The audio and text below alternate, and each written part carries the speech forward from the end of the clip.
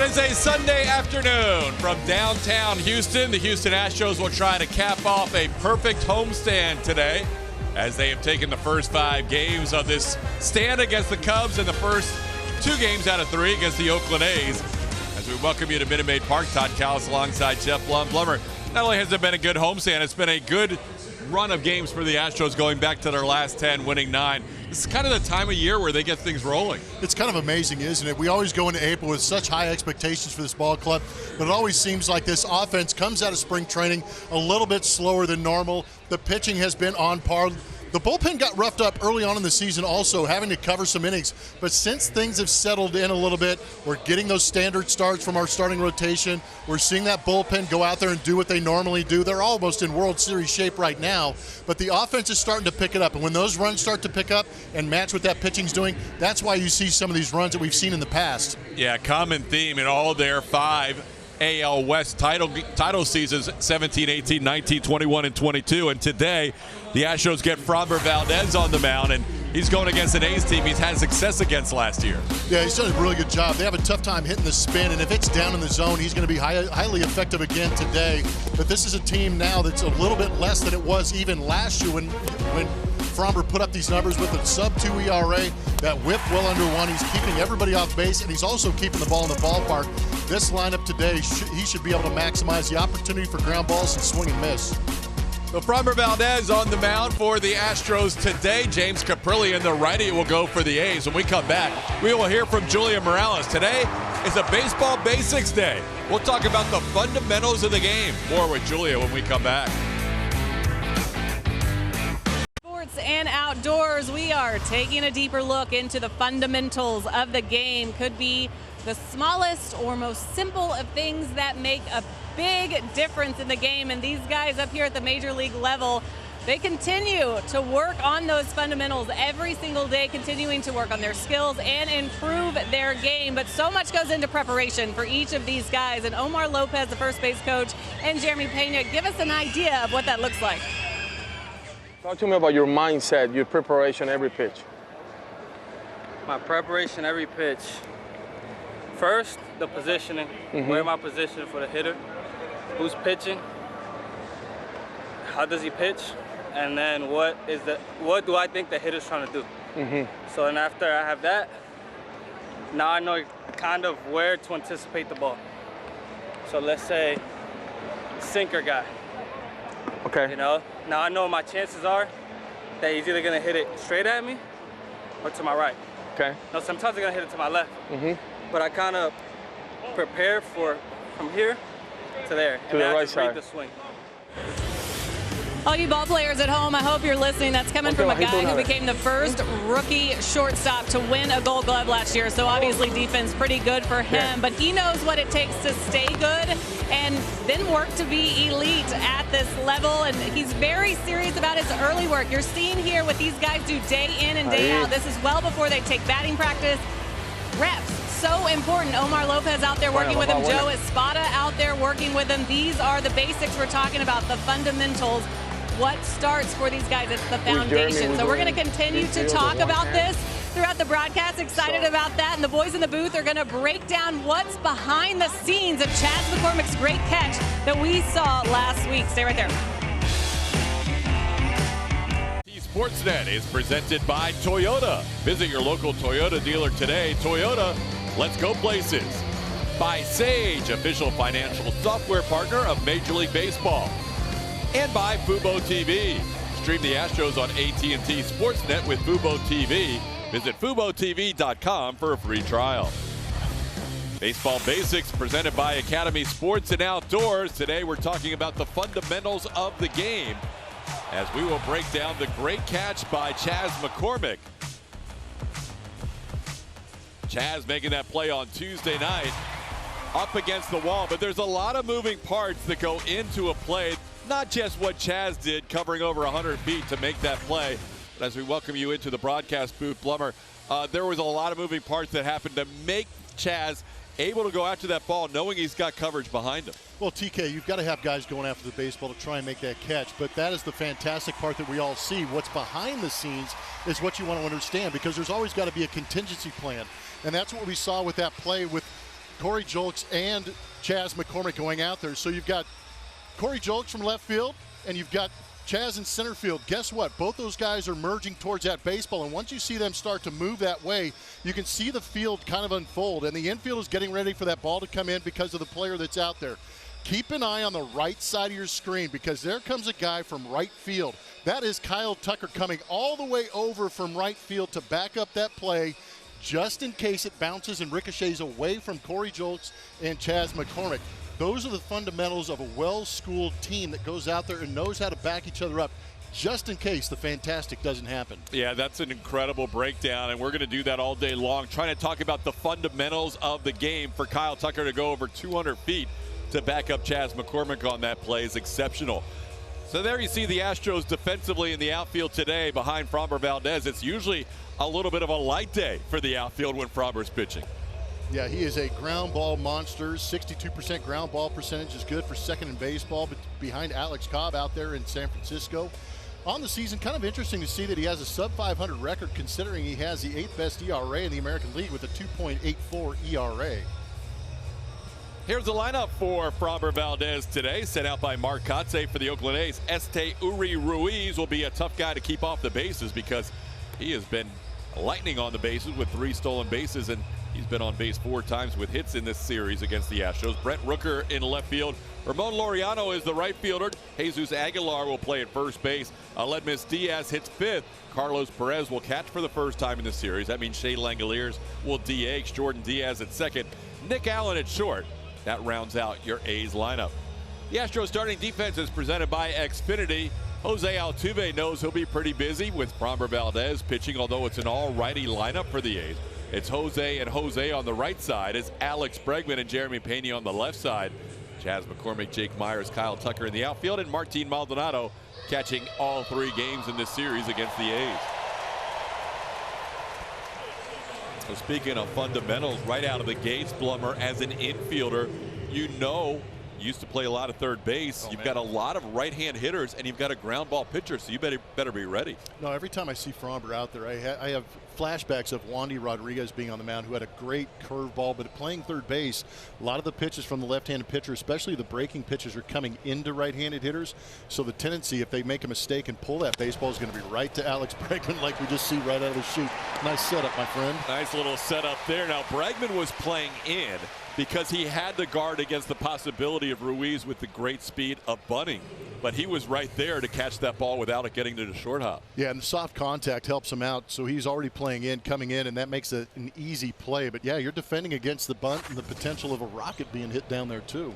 Now we see Bregman playing all the way back with the more power hitting Brent Rooker, who's not likely to bunt. This ball sent in the air to center field. Jake Myers on the move. He had a pretty good jump. That's kind of standard for him, as Rooker sends one to center for the second out of the inning. Well, Framber quickly with 2 pitches and 2 outs. And you saw Julia talking with Omar Lopez and showing how they prepare every day. It's the same thing for the outfielders.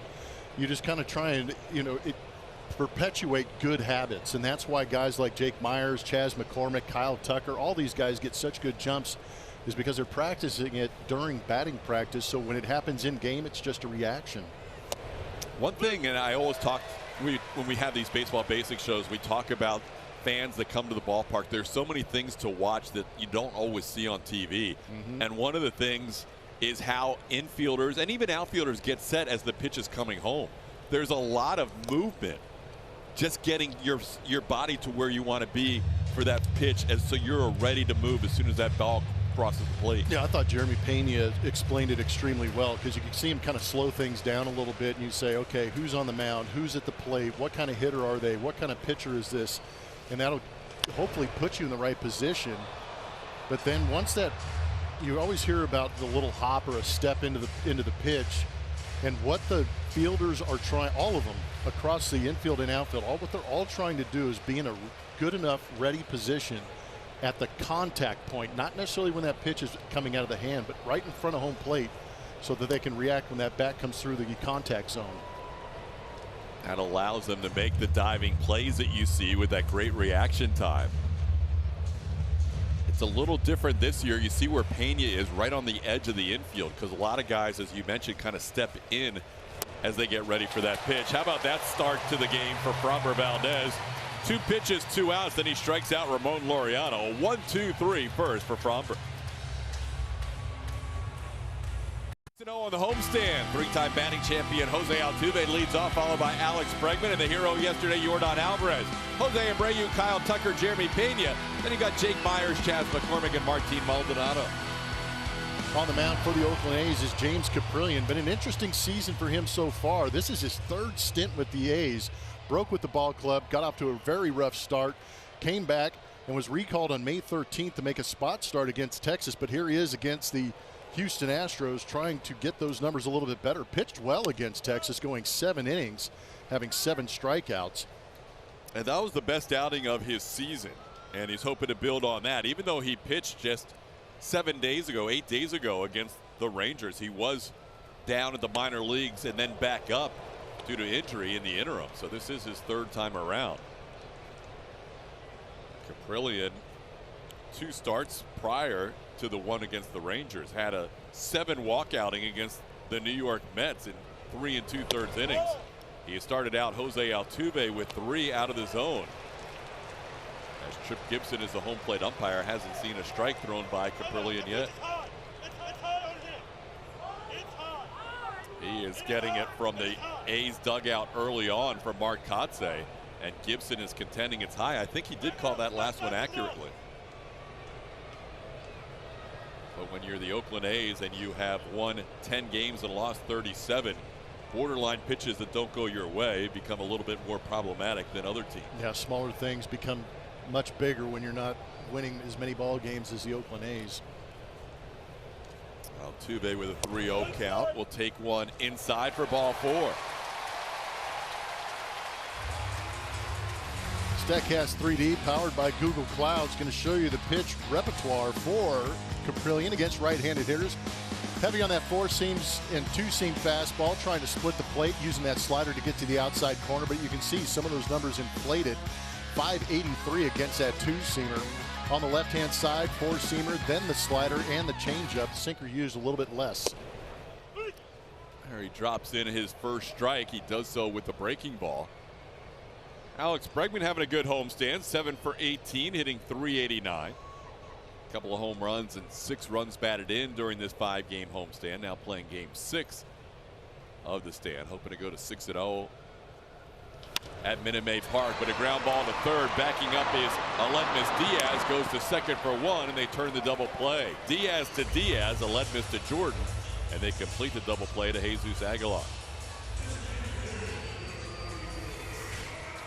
We've seen Aledmus all over the field in an Astro uniform. Now you get to see him in that A's uniform, still looking very good. Did a good job backing up, getting a good hop, and putting himself in position to get that quick feed to second base. So on our fundamentals show, Baseball Basics today, presented by Academy Sports and Outdoors, we see that double play turn, and for kids, you're trying to put that throw pretty much just where Aledmus did. Yeah, I mean, if you're going to be perfect and you're accurate like Aledmus Diaz is, you almost put it on that left shoulder, so it's where the glove is. And when they do that, as a second baseman, it allows me to move into the throw so I can catch and make the exchange beautifully. But I like how he backed up and got that himself in position to get a good hop and put himself in position to make a good throw. But to that right side, you can see it's an easy exchange. But ideally, in a perfect world, a little more glove side. Yeah, a little more glove slide. You just don't want to. You don't want to have the glove move as much as you see sometimes. Just makes it a little more efficient. Because you throw it to that right-hand side, it's going away from first base. You want to lead him in his momentum going towards first base. 2-1 pitch. Yordan waves and misses, and it's now 2-2. Yordan, hero in yesterday's game with that 8th inning solo home run into the second deck and right. Yordan continues to swing it late and in big situations for the Astros this year. And it was another lefty that he added to his book.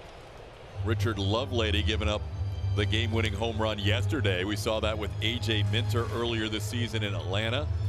We saw it last year in the postseason with Robbie Ray of the Mariners.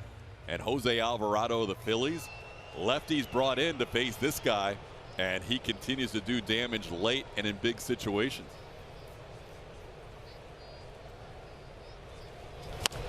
On the ground foul. It's getting to the point now where opposing managers have to go lefty on lefty because they want that matchup, but it really is no advantage against Jordan. No, he overwhelms situations just with his presence. The lefty yesterday, Lovelady, hadn't allowed a hit all year to a lefty. But tell me if you see anything different. When Jordan is waiting on deck casually, he's a menace. And then when he walks into the batter's box, he almost strong arms the entire situation when he steps in and makes you come to him. And you can make a perfect pitch. Lovelady did. He got him. Here Caprillion gets him as he foul tips one into the glove of Perez for the final out of the inning. Poll. Follow on Twitter at ATT Sportsnet SW. Who's your Astros MVP of the homestand? Would it be Alex Bregman, who's hit .389 with 6 ribbies? Kyle Tucker, home run with 7 RBI at the walk-off single on Wednesday, or the bullpen? 0.89 is their ERA this homestand. Vote. We'll have results later. Quick note on Framber Valdez, who's coming off a start which he was pretty disappointed in himself, guys. The team rallying to win that one, but he said he just didn't execute pitches that night. Fell behind in a couple of counts, and then they took advantage of it by making mistakes. So you can bet he is ready to bounce back here today. Framber forgot to cover. This is our fundamental show, so we're going to have to break this one down, even though it's not one that's going to shine a good light on Framber there. But he basically forgot that on a ground ball on the right side, the pitcher has to cover. There's a lot to unpack here. Now, when you're playing defense, you know where your infielders are at. I think Framber forgot that they were playing Aguilar in a pull situation. So he assumed possibly that this ball was going to second base, but with the way the shift was kind of being played, Abreu was the closest guy to it. So he got kind of stuck kind of watching. And two things kind of went awry there. Abreu's toss did not exactly lead Framber right to the bag. Yeah, because you could see Abreu's the only guy over there as that ball was just kind of half swung over to that side. And then the flip was to the backside of Framber, didn't really lead him to first base. So two little mistakes there allow Jesus Aguilar to reach on an infield hit. He's not a guy that picks up a lot of infield hits. That's the first base runner of the game for the A's. Here's Aledmys Diaz moving up to the 5 spot in the order. He hit 8th against Brandon Bielak in the game on Friday. Did not play in last night's game. Aledmys had a couple of hits in the game on Friday as he chops the foul down the third baseline. It's 1-2.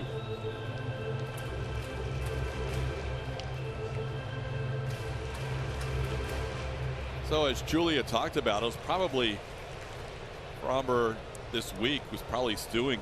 Couldn't wait to get back out there after what was a very un-Framber-like start, going just 4 innings against the Cubs. Now the count's 2-2. Yeah, he really labored through that outing. And it was kind of interesting to watch it because the previous start before that in Anaheim, he went 99 pitches in 8 innings, striking out 12. And then 91 pitches in 4 innings. And he was all over the zone against the Angels on the road. His road numbers have been better than his home numbers this year, as he's got a full count here on Aledmys. And that is on the inside corner for a called strike. Diaz lingers at the plate for an extra beat, questioning the call of Trip Gibson, but that's strikeout number 2 for Framber. Now already a lot of question marks in that A's dugout. This one, two-seamer may come back and catch a little bit of that inside corner, but that illusion, that two-seam run gets that call. Now Framber will face Carlos Perez, the catcher.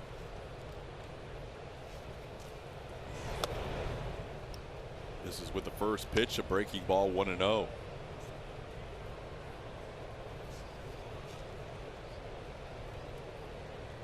Framber can roll up a lot of double plays, amongst the leaders in double plays per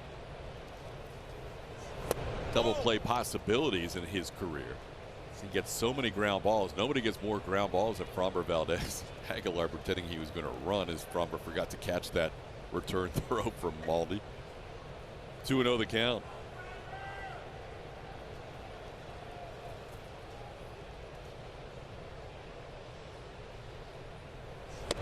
Upstairs 3-0.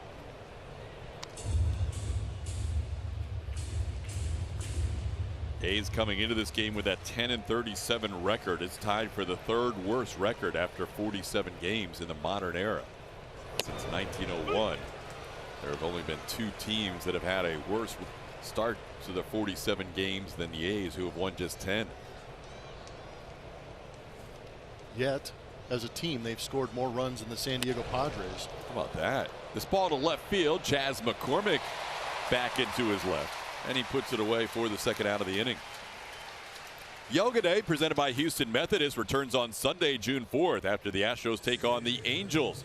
Get the add-on package to receive a unique Astros yoga kit, plus access to a post-game yoga lesson led by a professional instructor.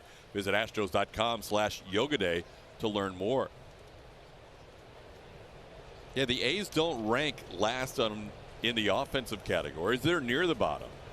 They've outscored the Tigers and the Guardians in the American League, and as you mentioned, the Padres in the National League. Also, Miami has scored fewer runs. It's the runs allowed category, the run prevention, that has been a big issue for the A's. A little bit. 342 runs allowed. The Astros have only scored 8 runs so far in this series against the A's, playing the third game today in this 3-game set. You have to go back to the Kansas City Royals series a couple of series ago. The fewest runs the A's have allowed in a series all year is 17. So if the Astros don't score at least 9 today, it'll be the fewest runs the A's have allowed in any road series this year.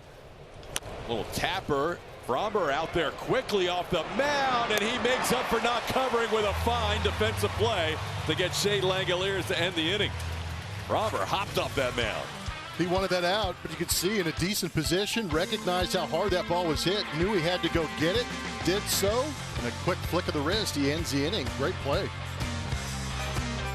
King of Bachata, Romeo Santos, is bringing his Formula Volume 3 tour to Minute Maid Park on June 24th. Houston is only one of 4 stops in the United States, so don't miss your chance on seeing this electrifying concert.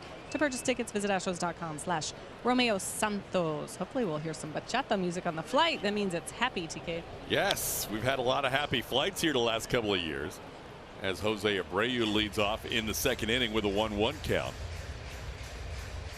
See, Abreu's numbers this year are better against righties than lefties, batting .218 overall. Jose in this homestand batting .250 with 3 RBIs. Takes a pitch inside. It's 2-1.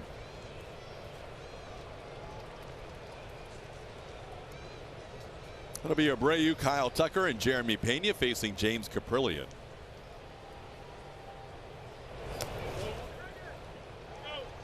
Caprillion making his 5th start of the season. Just activated back from AAA yesterday. Made a couple of starts for the Las Vegas Aviators before he was called up to face the Rangers 8 days ago. 3-1 pitch is up and in. And Abreu has a walk to start the second inning. No player does more, presented by AGB. Yordan Alvarez, Kyle Tucker, 2 lefties in that lineup for the Houston Astros. Guess what? They are on pace to get 100+ RBIs each. Granted, Yordan's on pace for about 150, but Kyle Tucker could join that club, and they would be the first Astro lefty duo to accomplish the task of getting 100+ RBIs each. Tucker has reached that 100 RBI pace with 7 runs batted in his last 4 games. He's on a 4-game hitting streak. That doesn't happen very often, Blummer. You have to go back a dozen years the last time that happened in the big leagues. Yeah, it's pretty amazing with so many sluggers out there these days that you would have this number, but some pretty good numbers out there going back to a couple of teams in 2011 in the American League East. A couple of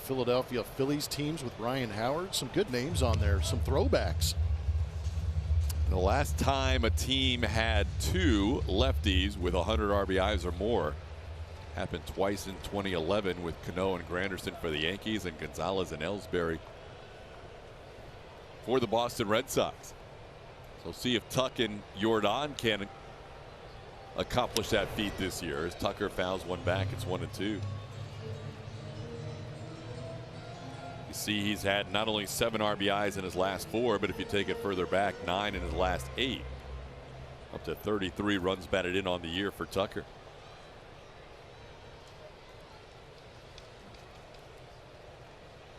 Tucker with a 1238 OPS during this 4-game hitting streak has a 1-2 count here. And he sends this one into left center field. Esteury Ruiz all the way back has a play. Abreu's going to tag up. And how about Jose Abreu? Wow. That is fundamentally sound. He goes back and tags up on a ball that was hit to the warning track and gets into scoring position. Good recognition by Abreu. It's understanding what your speed can do. We saw his speed help the Astros score a run yesterday. But here, once he realized that Ruiz was going to be under this baseball and make that catch, he made the decision to come back.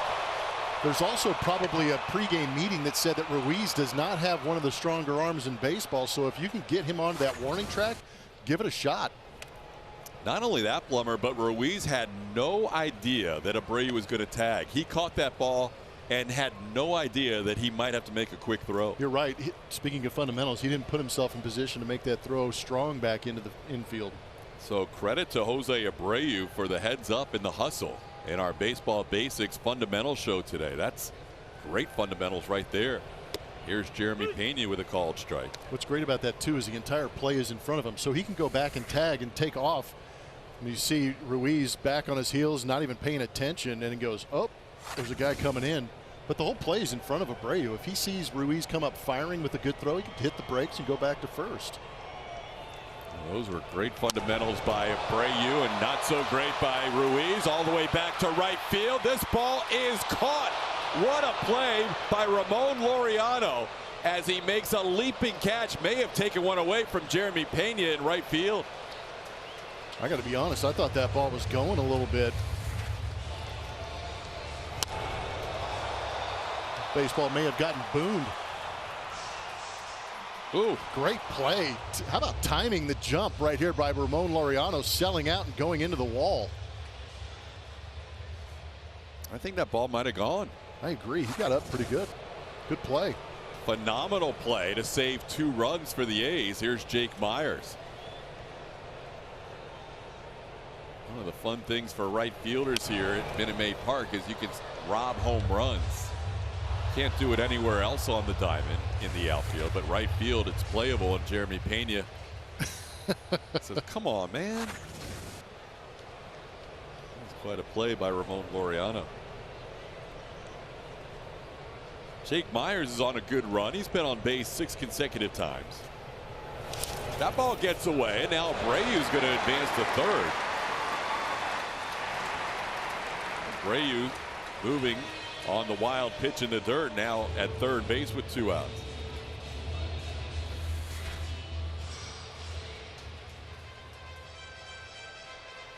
The ball did not bounce where Shea Langeliers anticipated.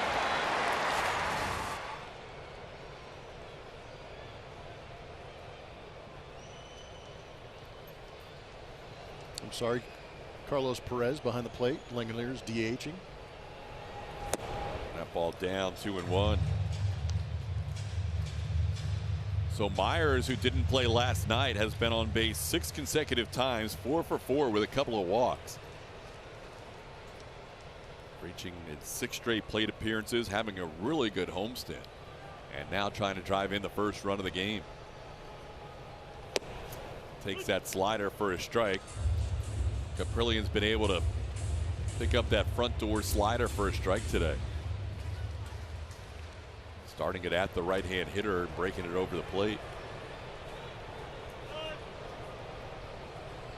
Myers will use his timeout here. Jake is fairly consistent in 2 strike counts, calling timeout. It's funny to see how these guys get in these little quirks and rhythms.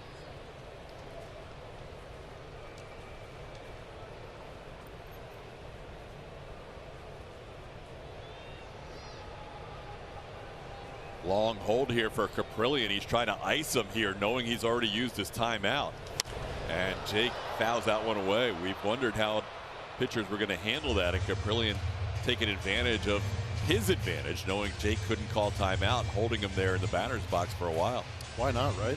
For Jake, the counter is you don't have to get in the batter's box till about 10 or so, as long as you engage with 8. So he's looking at him right now with 8-7, so he's fine.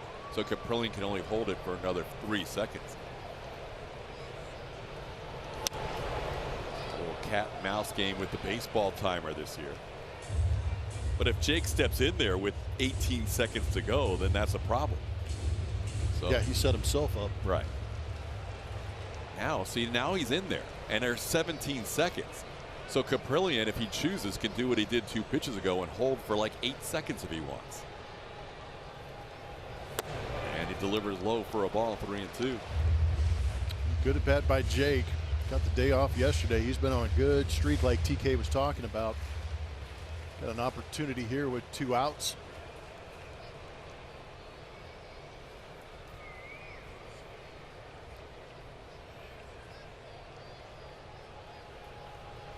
That one's in the dirt. Ball 4. Third walk of the ball game issued by Caprillion. Astros have runners on the corners now with 2 outs.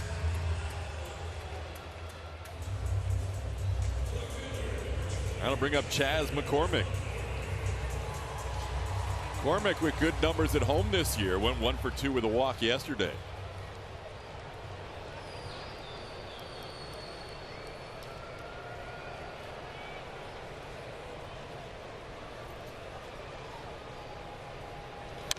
Chas going after the first pitch, fouling it out of play.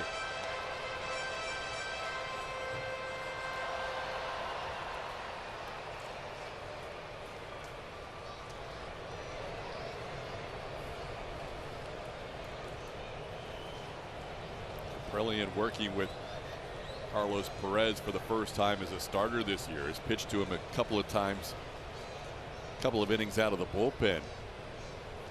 But every start he has made prior to today has been with Shea Langoliers. We've already seen 1 pitch get away. And this one is at the bottom of the zone for a strike. Chas is going to have to battle here, down 0-2.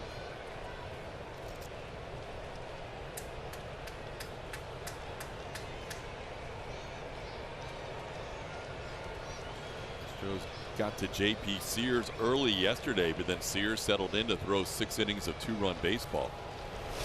After giving up 2 in the first inning, now it's 1-2 on Chas. Caprillion came over in that Yankees deal back in 2017 at the trade deadline. Sonny Gray going to the Yankees for Caprillion, Dustin Fowler, and Jorge Mateo. Mateo now everyday shortstop for the Orioles. Swing and a miss. McCormick goes down on strikes.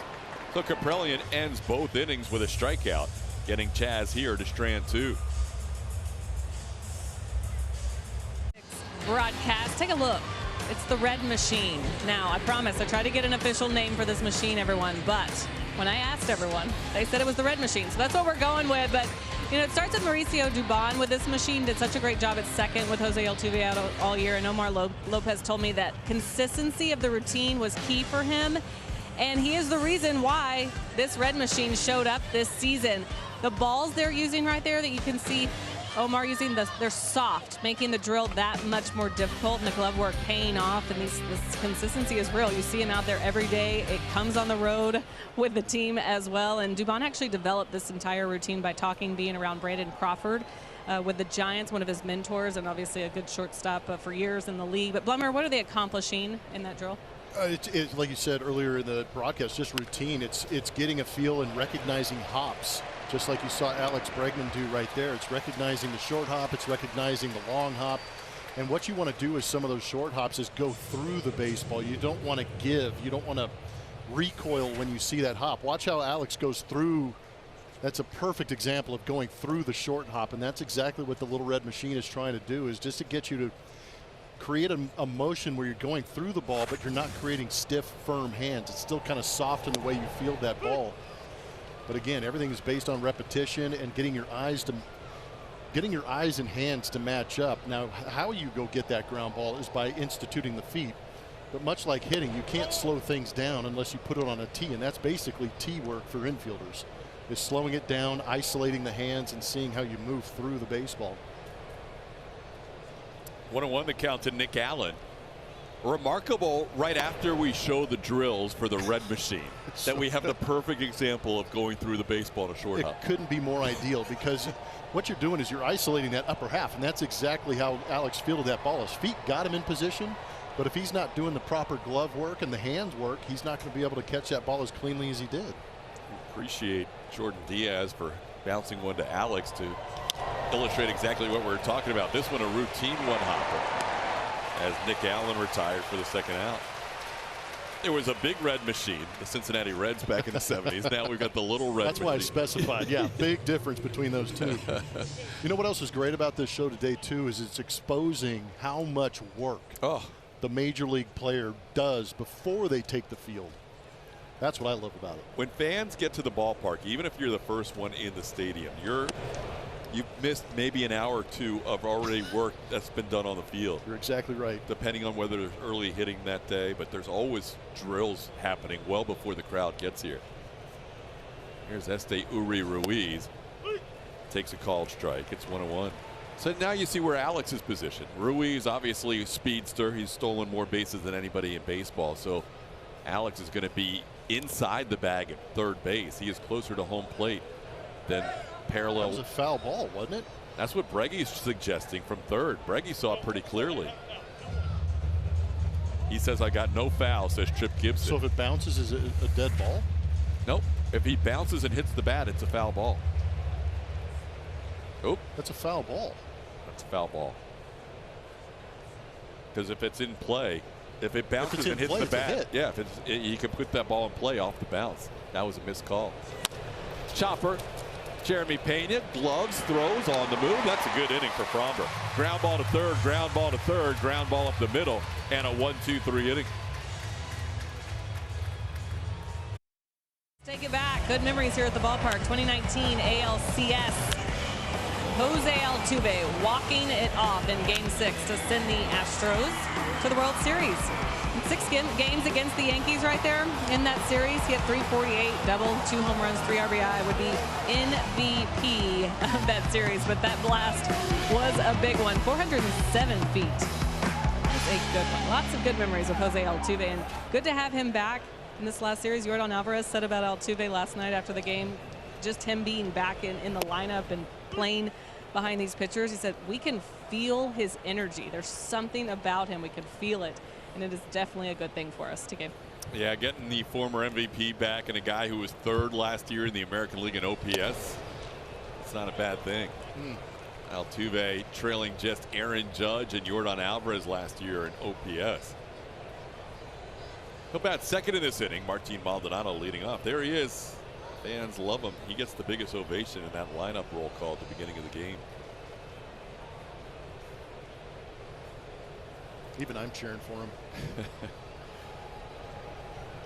Maldi on a 0-2 pitch, has to protect, just reaches out and pokes this one into right field, and is played there by Laureano for the first out of the inning.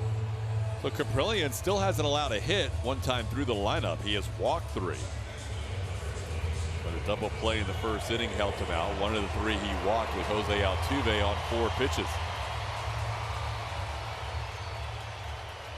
Jose so far 1 for 7 with a double in his 2 games, plus 1 plate appearance today. Altuve doubled to start the game yesterday. Came around to score, part of a 2-run first inning against JP Sears, who wouldn't allow anything more beyond that. A's have done a relatively good job of staying in games in this series. That has been problematic for them, especially on the road this year. Their pitching staff has been hit hard on the road, but in this series they've lost games 5-1 and 3-2 to the Astros. That's what's kind of crazy and probably frustrating for Mark Kotsay, is understanding that he's gotten good pitching in this series, but the offense hasn't stepped up to match what the pitching has done. Because all season long it's been the exact reverse, where the offense has been okay or good enough, but the pitching hasn't been able to hold down the opponent.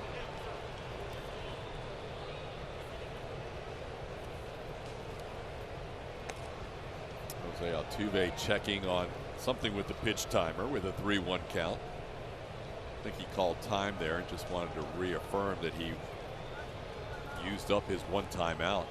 3-1 pitch. There's that slider that he's been able to find the zone with. It's 3-2.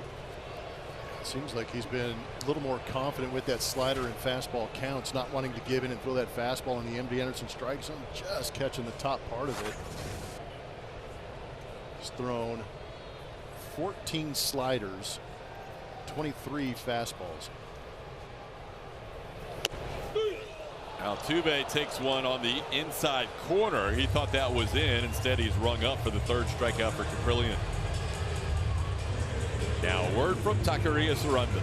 Giving the best service. Marinated fajita, 5 taquitos, California burrito, Taquerias Arandas. 2 outs, nobody on. Alex Bregman will bat. Bregman grounded into a double play his first time up.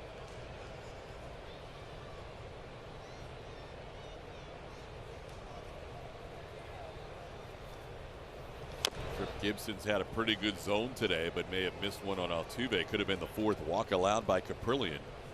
Instead, 2 outs and nobody on. Caprillion trying to become a regular part of the rotation again. He was in the rotation last year, made 26 starts for the A's. There was that 3-2 pitch to Altuve. It was close, but I think Altuve was right in thinking this should have been called a ball. Yeah, we all have the same feeling, Jose. Jose is usually very aggressive, so you hope when he takes those close pitches he's rewarded. Instead, he got called out, and now it's 1-2 on Bregman. Has anybody brought the iPad to the plate in their next at bat? Might be an idea. Automatic ejection. Yeah. That's off the end of the bat. Allen will play it on one hop, and his throw picked by Aguilar at first. Good play on both ends, and that'll do it for the Astros. James Caprillion has his first 1-2-3 inning. At Astros Team Store, shop the latest hats, shirts, jerseys, and commemorative items, including World Champions gear today. Visit astros.com/team store for store hours and information. Framber Valdez, who started the first game of this homestand, now starts the final game of this homestand. So far scoreless into the 4th inning. One of the problems for Framber last start at home was he actually got run support, didn't know what to do with it. He never gets run support at home, including tonight or this afternoon, with no runs so far through 3 innings. Astros scored 4 for him against the Cubs in the first inning, and then Framber would allow 4 runs in his 4 innings award. Prior to that, the Astros offensively in his previous 5 starts never scored more than 3 runs and averaged less than 2 per start. So far, Caprillion and Framber putting up zeros. Framber with a much better pitch count through 3, 31 coming into this inning compared to 51 for James Caprillion. Brent Rooker leading off 2, 3, and 4 to face Valdez here in the 4th inning. Ground ball towards Bregman. We thought he might be busy, and it has proven true. His throw, nice adjustment by Abreu in time to get Rooker for the first out. Bregman already with 4 assists in the game. As you'd expect with Framber out there.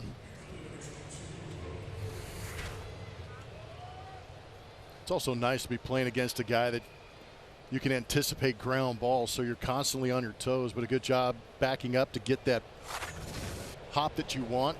Throw a little bit high, but a good adjustment by Jose Abreu. This ball line foul off the first row of the seats down the left field line.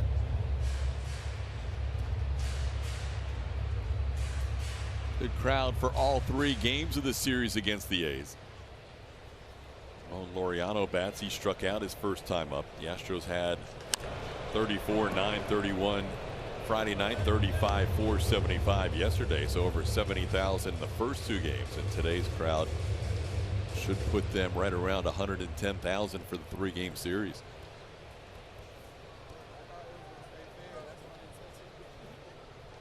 Laureano has made an impact on this game defensively, saving what could have been a 2-run home run on the bat of Jeremy Pena with a great catch in right field. In this series against his former organization, Laureano is 0 for 9 with 3 strikeouts.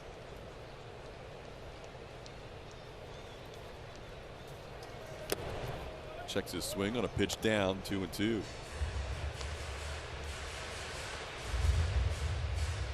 Laureano was traded in the offseason after the 17 season from the Astros to the A's for Brandon Bailey.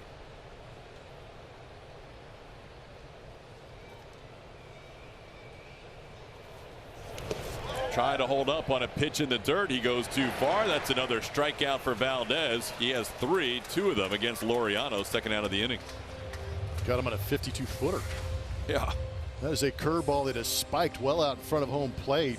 Laureano unable to hold off. Tried to go get it, and that barrel gets out in front of home plate. Martin did a great job in that 2-strike count, keeping it close.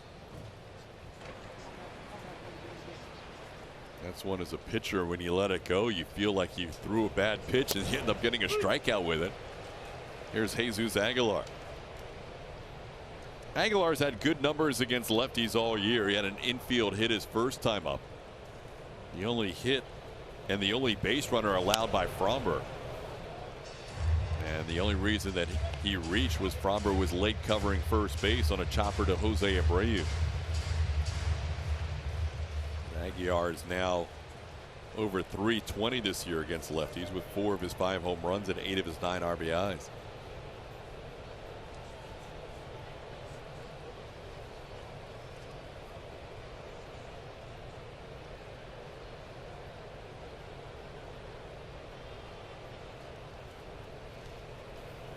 Got him.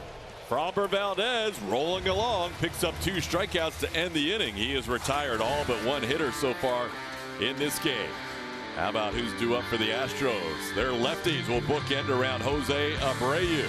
Alvarez, Abreu, Tucker due up.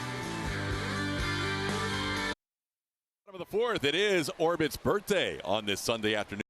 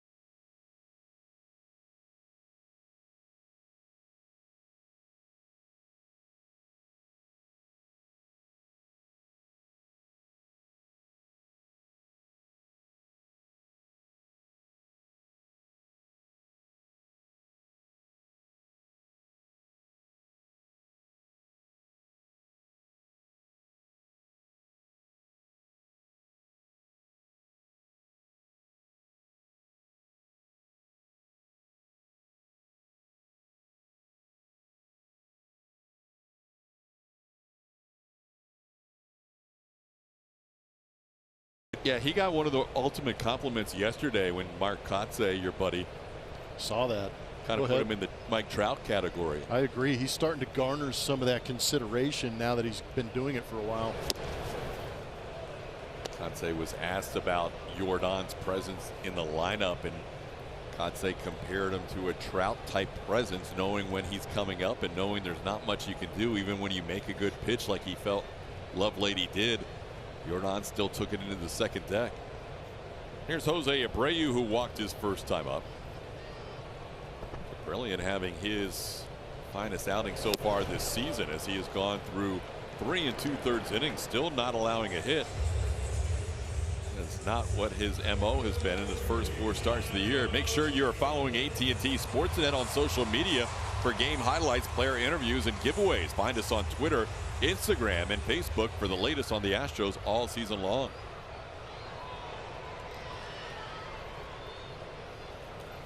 Kaprelian had allowed 30 hits in 23 innings in his previous 4 starts. No hits so far today in 3 2/3. He has walked 3 as he faces Kyle Tucker here with a 1-0 count.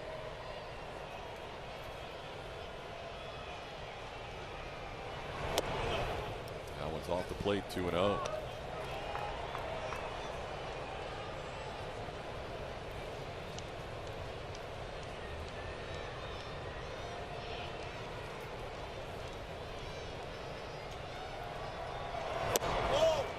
A little bit low.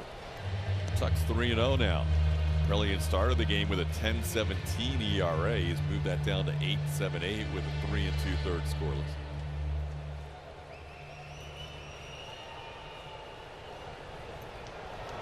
Tuck had the green light and he lets it go, and it's off the plate. That'll be a 4-pitch walk. 4th walk allowed by Kaprelian. Walks Tucker here with 2 outs in the 4th. Now Jeremy Pena, who just missed a 2-run home run his first time up. A great play by Ramon Laureano. Going, it appeared, over the wall in right field to make that play from our angle. I agree. Right now it's a game-changing play, what could have been.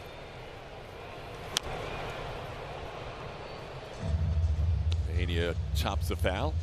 Kaprelian's only had one other start on the road this season. It was against Tampa Bay. He gave up 7 earned runs in that game.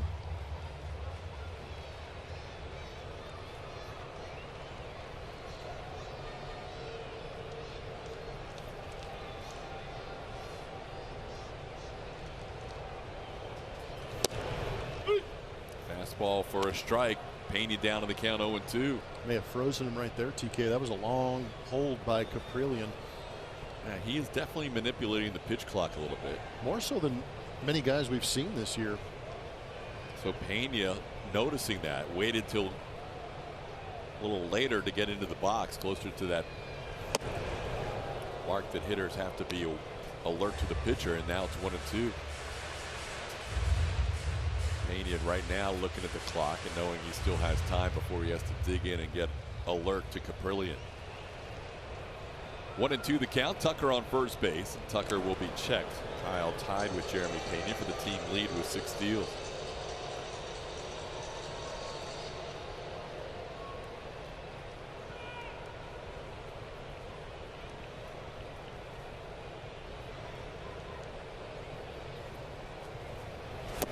Got Pena swinging. He has ended 3 of the 4 innings with swinging strikeouts. Kaprelian has 5 strikeouts overall and continues to have a no-hitter through 4. Jake Byers has been one of the top major league outfielders in catch percentage. Jake has made a lot of catches this year. Really gets a good jump on the ball. As measured by both reaction time and his burst, he's one of the top 10 outfielders in baseball in his jump, and he's made a lot of good sliding catches along the way. Jake Byers, Chas McCormick both getting it done in center field this year for the Astros. Jake's already had a good jump on a play with Brent Rooker flying out to center in the first inning. There you see he's made all the 3-star attempts so far this year, and overall has missed just one of those 1 through 3 stars. Hasn't had a lot of 4 or 5-star opportunities on the season. Corey Julks has also had a pretty good 4-star number. He's caught 2 of the 3 4-star plays he's had this year. The Astros, in addition to their infield defense, getting fine outfield defense this year. Here's Aledmys Diaz, who sends one into right field. That'll be down for a hit. Aledmys has 3 hits in this series and 6 at-bats against his former team. He's a leadoff base runner against Framber Valdez here in the 5th. See Aledmys' swing on our Mattress Firm Supermo. 2-seamer running well away off the plate. He just stays on it and goes the other way with it. Pretty good swing on that running fastball from Framber. Now Carlos Perez, who lined out to McCormick his first time up, takes a strike. It was interesting to see an all right-handed lineup today for Oakland. Their entire bench is left-handed. because Framber this year has done very well against right-handers. He's had the reverse splits this year where he has given up more against left-hand hitters than righties. Yeah, it's pretty extreme. 345 against those left-handed hitters, and then a batting average of 227 against right-handed hitters. Mark Kotze's bench is all lefties. Tony Kemp, Chase Peterson, JJ Bleday, and Ryan Noda. There you see the splits. It hasn't always been the case, but this year it has been real heavy lefty advantage on Framber.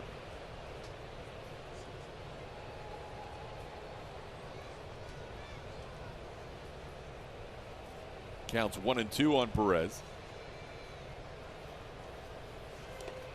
Doesn't go after that pitch in the dirt. It's 2-2. You know, those numbers we just showed you might explain why that cutter's kind of been stepped up in the previous 2 starts leading into this one. Now he's got a bunch of right-handed hitters in this lineup, so that cutter's kind of gone by the wayside a little bit, only throwing 3 of them in this game. The previous 2 games, he had thrown 65% cutters to left-handed hitters. Ground ball. That is just foul. Play. Just foul. Would have been a double play had it stayed fair. That was a great play moving to his right. Won't get any credit for it though, but that was beautiful. Ball pulled right on that third baseline, just outside the bag, but Alex didn't give up on it, which is a good idea. Ooh, did that skip off the bag? Really? I don't know. It kind of shot a little bit. Well, that was maybe deceiving my eyes. Either way, it was a good play, even though it didn't count. It's now 3-2.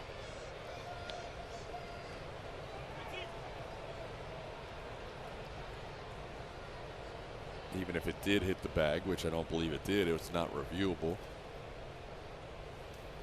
3-2 pitch in the air to right. So we were mentioning all the outfield play. It's kind of ironic because Kyle Tucker, who had a great defensive year last year, winning the Gold Glove, his numbers this year are actually the lowest defensive metrics of all the outfielders for the Astros. The reigning Gold Glove winner has been outplayed defensively, at least on the analytics side, by Myers, McCormick, and Jolk so far.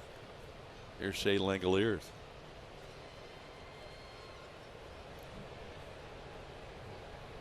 Tuck's got more than 2/3 of the season to get those numbers where he wants them. Here's a ground ball to short. We mentioned Framber's propensity for the double play, and they turn 2. Pena, Altuve, Abreu turn the double play. Hitter here in the 5th, Jake Myers, who's been playing really well lately, both sides of the ball. His last 10 offensively, the 900 OPS, he's driven in 5 over that span as well, all on top of playing a great center field. And when he's not chasing pitches off the plate and he's on the fastball, he said he can feel really good, which is kind of where he is right now. He said specifically, I'm doing a good job of not chasing sliders off the plate. Said overall across the league, we're seeing so many sliders. And Alex Bregman giving him some love a couple of days ago too, following that walk-off win. That Jake home run, a little bit underrated. He's continued to come up for the team, but it was fun to see him come up big in that win, TK. So he walked his first time up, so that's 7 times in a row he's been on base. And he's already got a 1-0 count in this at-bat because Caprillion was not ready to start the inning. And this one is fouled towards the stands, and that will reach the stands. About 5 rows deep. So Jake 4 for 4 with 3 walks his last 7 plate appearances. If you go back an 8th plate appearance, he reached on an error, but that doesn't count for reaching consecutively. So he's reached in 7 straight plate appearances, but been on base 8 straight times at the plate. Got a 1-1 count here against Caprillion, who hasn't allowed a hit yet. A guy who in his first 3 starts in April allowed 24 hits in 16 innings. And he went down to Las Vegas, pitched well in 2 starts for the Aviators, both times against Sacramento, and he allowed just 1 run in 8 1/3 innings. Jake fouls one back, stays 1-2. Caprillion is coming off his best start of the season, going 7 innings against Texas. Going a quality start, allowing 3 runs on 6 hits. But today has been the best he has looked all year for the A's. As Myers sends one diving stop by Aledmys Diaz. What an arm, and it's unable to be handled by Aguilar. So Myers reaches again. His last 9 times at the plate, he has been on base. Great stop by Diaz and a good throw, but it just skipped and Aguilar couldn't handle it. That was such a good play by Aledmys Diaz, moving to his right, laying out on the third base line and coming up firing. Aguilar unable to come up with this, as you see Aledmys laying out. Pretty good exchange coming up. Just out of the end of the glove of Aguilar. That'll be ruled a base hit for Jake. Here's Chas McCormick around to bunt and takes a pitch down for a ball, 1-0. That is the first hit allowed by Caprillion. Let's hope that breaks the seal for the Astros. Chas struck out swinging his first time up.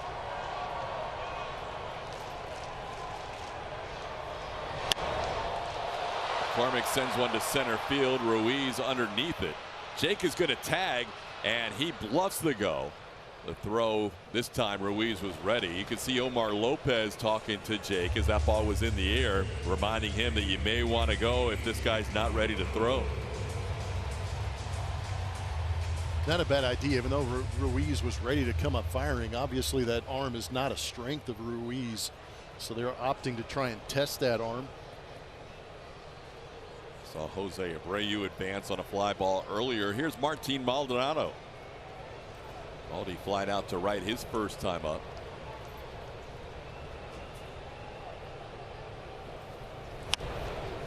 Pops this one foul behind the plate, and that'll head back out of play. 0-1.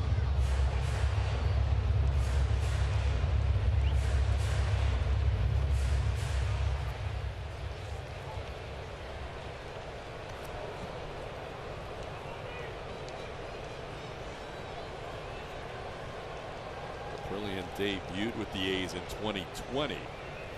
Missed 2 full seasons, 17 and 18, with Tommy John surgery. And it was during that stretch where he was injured when he was traded from the Yankees to the A's. He's been part of the rotation in the last 2 years. Hoping to jump back in there this season, and so far he has impressed them today.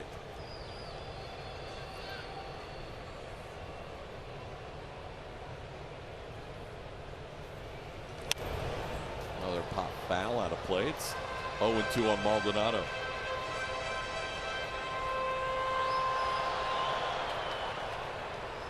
Astros wrapping up a homestand today. They will head to Milwaukee after the game. Play 3 with the Brewers and then 3 with the same Oakland A's on the road. And back home a week from tomorrow. Ground ball towards the hole. That'll be into left field. Astros with back-to-back, or 2 hits in the inning. 3 batters, 2 hits in the inning. It's now first and second with 1 away. Feels like back-to-back hits, because those are the only 2 hits we have in the ball game right now for the Astros. But a good job by Martin getting the head out on this 2-seamer and throwing that bat away, getting things going for the top part of this lineup for the Houston Astros.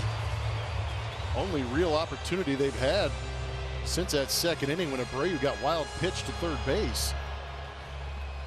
2 hits now to go along with 4 walks allowed. Here's Jose Altuve. He can drive in his first run of the season. Try to give the Astros a lead here in the bottom of the 5th. Watches one off the plate for a ball, 1-0. Jose has walked and struck out. He could have 2 walks. He was called out on a pitch that was off the plate on a 3-2 count. A's get their bullpen going. Sam Maul begins to warm up. The lefty, you would think he is warming up for Yordan Alvarez. There's a base hit into right field. Myers heading to third. He'll be waved around. Laureano's going to throw to third. Maldi is going to get hung up, and Altuve gets to second. The Astros will take a 1-0 lead. Great swing by Jose. It's another professional hitter that recognizes opportunity.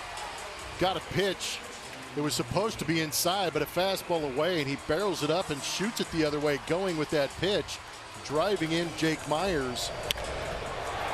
Laureano's got a great arm, too. I was a little concerned he was going to come up firing to home plate, but he opted to get the slower runner in Martin, who went around second base.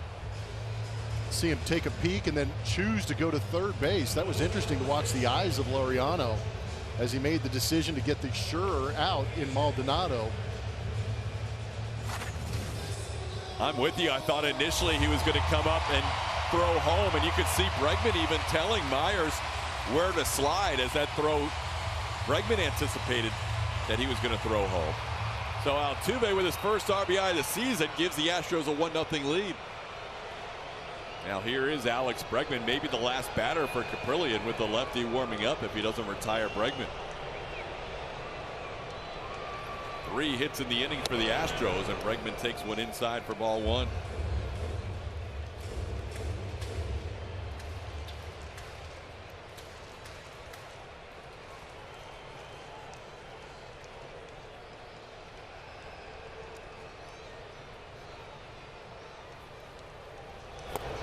Down and away, 2-0. The Astros had no hits through 4 innings. Now 3 hits here in the 5th. And Alex Bregman with a 2-0 count with Altuve in scoring position. Bregman's driven in 6 so far in the first 5 games of this homestand. That one's in, 3-0. Jordan waiting on deck. Caprillion knows that bullpen's going. He knows he has to retire Bregman or else he's out of the game. He's got to be green lit right now. If he gets a cookie, I expect a pretty good swing. Not what he wanted. Wanted to see another fastball possibly, but we've seen Caprillion go to those 2-0, 3-1, 3-2 sliders. So I wonder if he, after getting that fastball over to get it to 3-1, if he does go to that slider.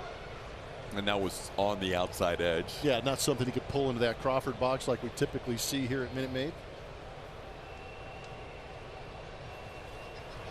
There's a line drive caught by Allen. That was a bullet off the bat of Alex Bregman, one of the hardest hit baseballs he's hit all year, but he hit it in the wrong spot. So the Astros take the lead. Altuve's first RBI of the season. It's 1-0 Houston. By Champion Energy. Switch to Champion Energy for no surprise charges and no hidden fees. Champion, it's time for some new energy. And by Don't Mess with Texas. Orbit's birthday crowd in attendance today at Minute Maid Park. Wally from Boston, Slugger from Kansas City, Oriole Bird, Clark from the Cubs, all in attendance, in addition to all the local mascots. Here's Jordan Diaz. Diaz leading off, the number 8 hitter against Framber Valdez, who now works with a 1-0 lead after 5. By the way, that was the hardest hit baseball of the year for Alex Bregman. Unfortunately, he hit it to Nick Allen. Bregman smoked that ball to end the inning. Just over 106 miles an hour for Alex on that line drive. The Astros finally getting to James Caprillion, and now Yordan Alvarez working with his first lead, facing the 8, 9, and 1 hitters. Jordan's only allowed 2 hits. One of them an infield hit, and then Aledmus Diaz a hit to right field. The rest of the batters have been retired by Jordan, including 4 strikeouts. He's had 3 fly ball outs, which is more than sometimes you see for him after 5 innings. Framber lost the handle on that ground ball initially, but had plenty of time as he recovered to throw out Jordan Diaz, who lost his bat. There's one away. Lost that bat forever. A saw blade off the end of the bat, splinters it. Casual play. Wow. That was Framber talking about fundamentals in our baseball basics, not panicking at all. We talked about Myers' jumps. He probably got a pretty good jump there on the Nick Allen fly ball in the shallow center field. Sometimes those are the toughest for a center fielder, the ball that's at him. Yeah, that ball straight on is tough to judge sometimes how hard it's hit. You'll see some guys actually try and create angles. They'll take a step to the left or right to try and see that side angle just to get a better read on it. But Sitting back here watching him in center field, we've got such a good vantage point here at Minute Maid Park. You really get a great visual on where he's positioned and how good some of those jumps are.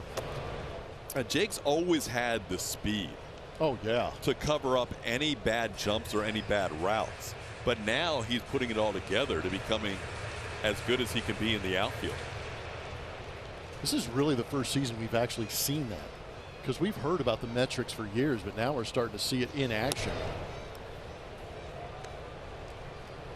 2-0 to Esteury Ruiz.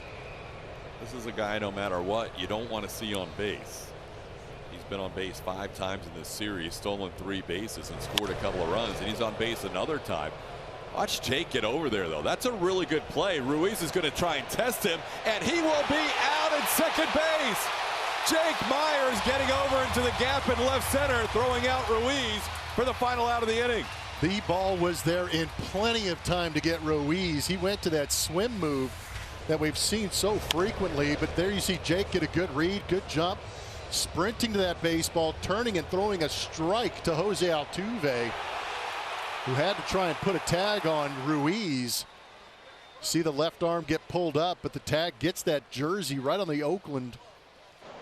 Oakland's challenging the out call. And Oakland's going to challenge this one as he pulls that hand back. Does that right hand get in before the tag?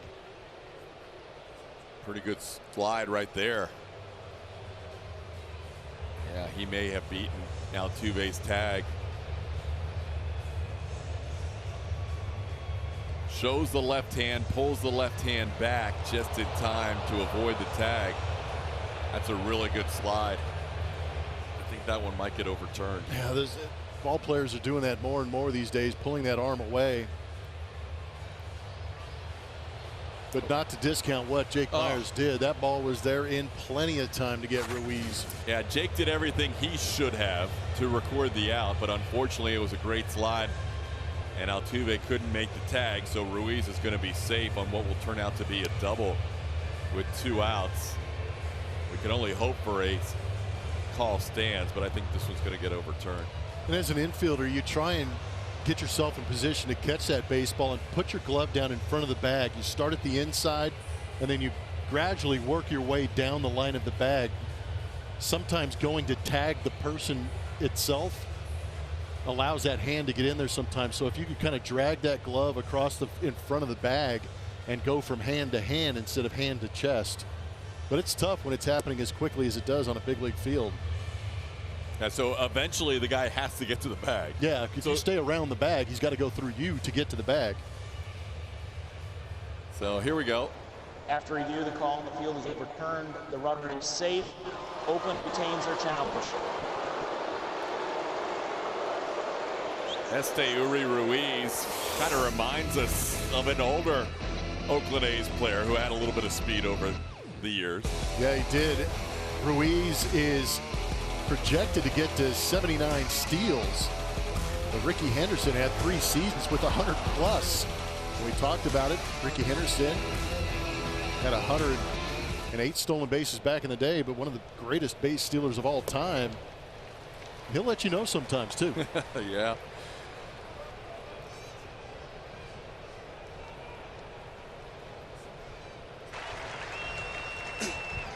Luke Brock was a symbol of great base stealing, but today I'm the greatest of all time. Thank you. Tell him like it is, Ricky. That never gets old. Never gets old. Ricky being Ricky. So yeah, Esteury is really kind of one of the poster players in terms of what Major League Baseball wanted. Look how far he's off second base. He just walks into third with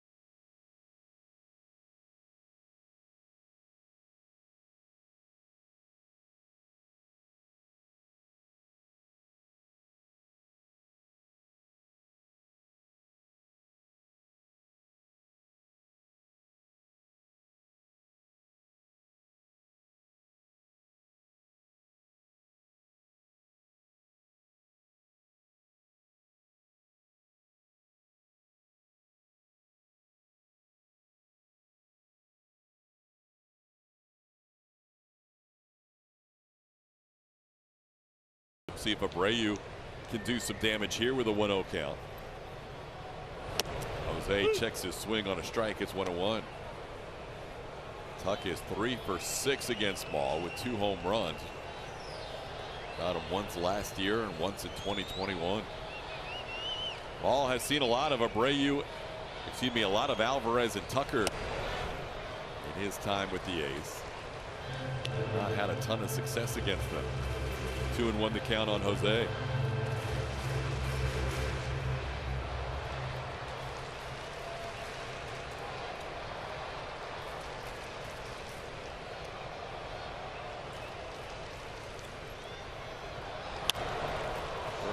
$39,820 today watching the Astros and the A's wrap up this series.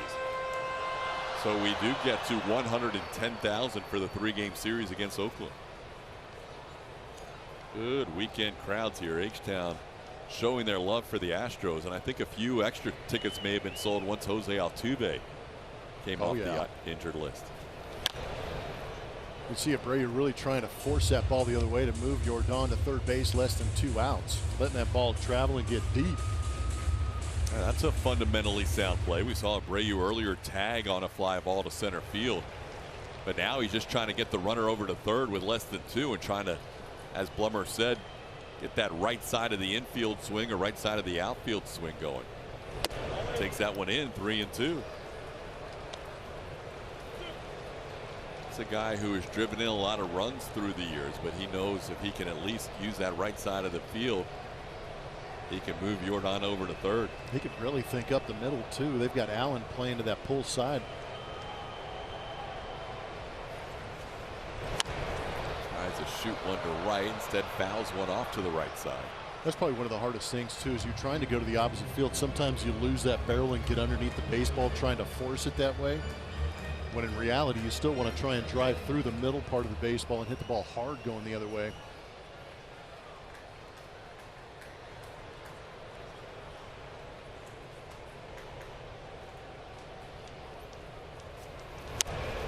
I think later in the year and other years where Abreu has been raking lefty pitchers, he's probably more in RBI mode, but right now it has been a little bit of a struggle for him against lefties this year. And he's just thinking, what can I do to best help the team out in this 1-0 game? Yeah, if you're struggling and you start to have that mentality like TK is talking about, how can I help the team? That can sometimes get you in the right rhythm and the right frame of mind, and you start to see some positive things happen. But he has definitely been in right field mode and takes one inside. That's a nice plate appearance by Jose Abreu. Ends up drawing the walk, his second walk he's taken this game. Now a word from Fubo. Watch AT&T Sportsnet with Fubo TV. Try free.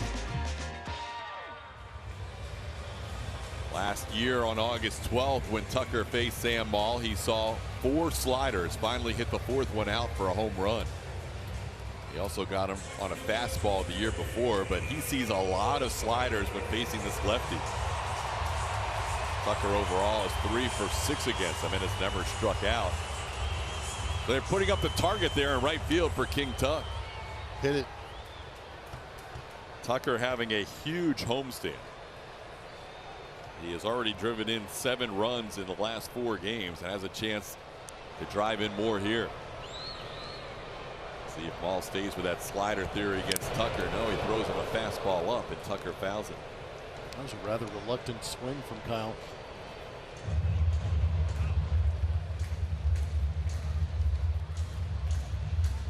Since last season, the most RBIs for any major leaguer against relievers. Astros have 2 of the top 6.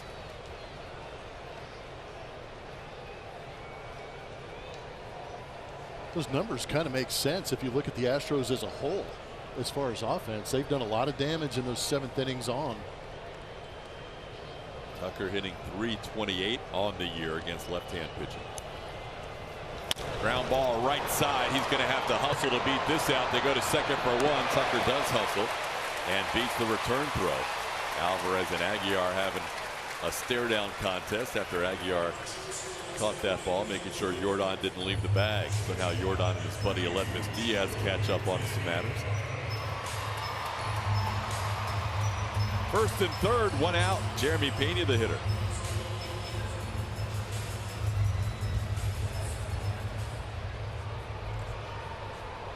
Pena has flied out to deep right, maybe robbed of a home run by Ramon Laureano, and also struck out swinging.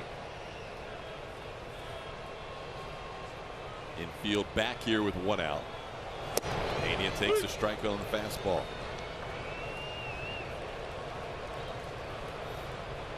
Ball, who has had some control issues this year with walks, has thrown 10 of 15 pitches for strikes today.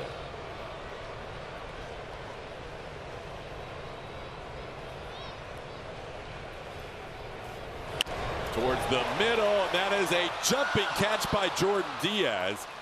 Everybody getting back to their respective bags. Alvarez to third and Tucker to first. Diaz making that play on Pena for the second out.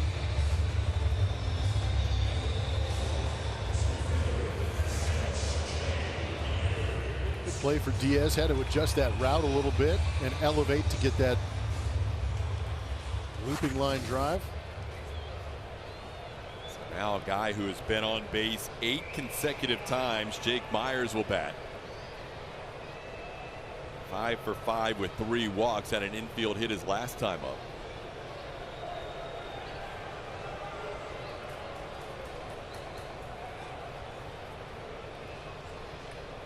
Jake's had good numbers against lefties this year. Tucker on the move, and they fake the throw to second, trying to see if Alvarez would move off the bag. Tucker with stolen base number 7 on the season, leads the team.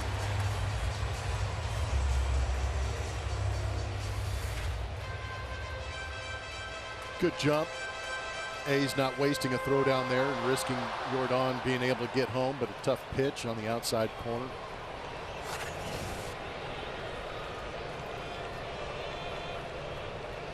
Lucas Erceg is warming up in the Oakland bullpen.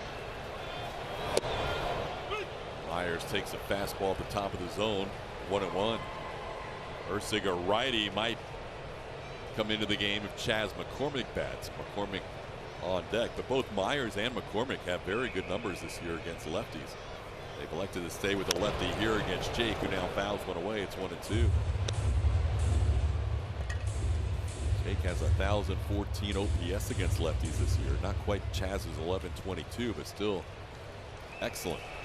Maybe a little bit bigger data package against Chas McCormick. Seems like Jake's data is a little bit more from this year, so maybe they found a little bit of a weakness or like this matchup. Here we go. Jordan trying to score, and a pitch that gets away. He is safe.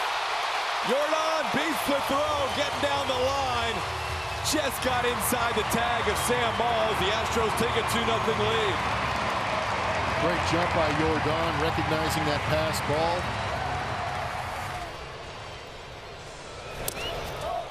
Wow, pitch. It should be well on that outside corner again from Sam Maul.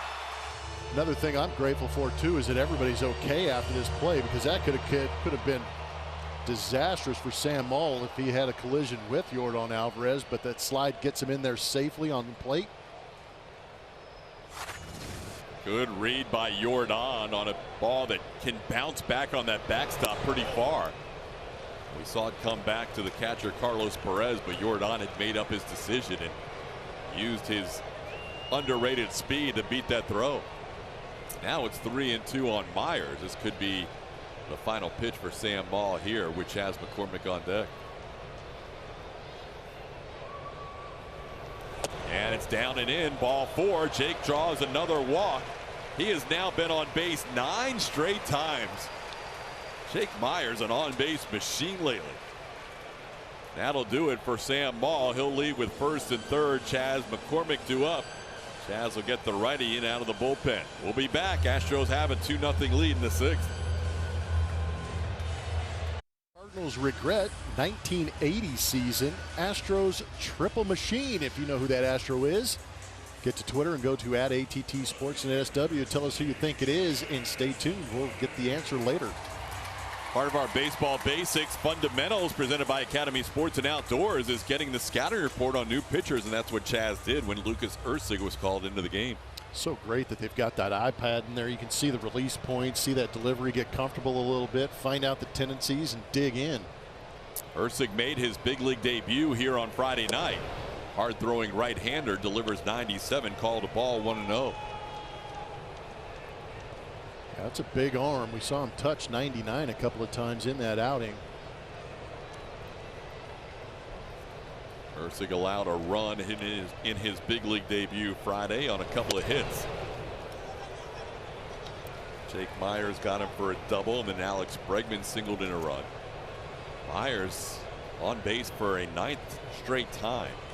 10 in a row if you count him reaching on an error, which doesn't really count for your on base streak, but he's been on base 10 straight times he's been at the plate. Chaz goes after a 2-0 fastball and misses 98. It's 2-1. Chaz 0 for 2 today has faced a right-hander all 3 at bats. The lefty Maul facing 5 batters, walking 2 and allowing a double to Yordan Alvarez.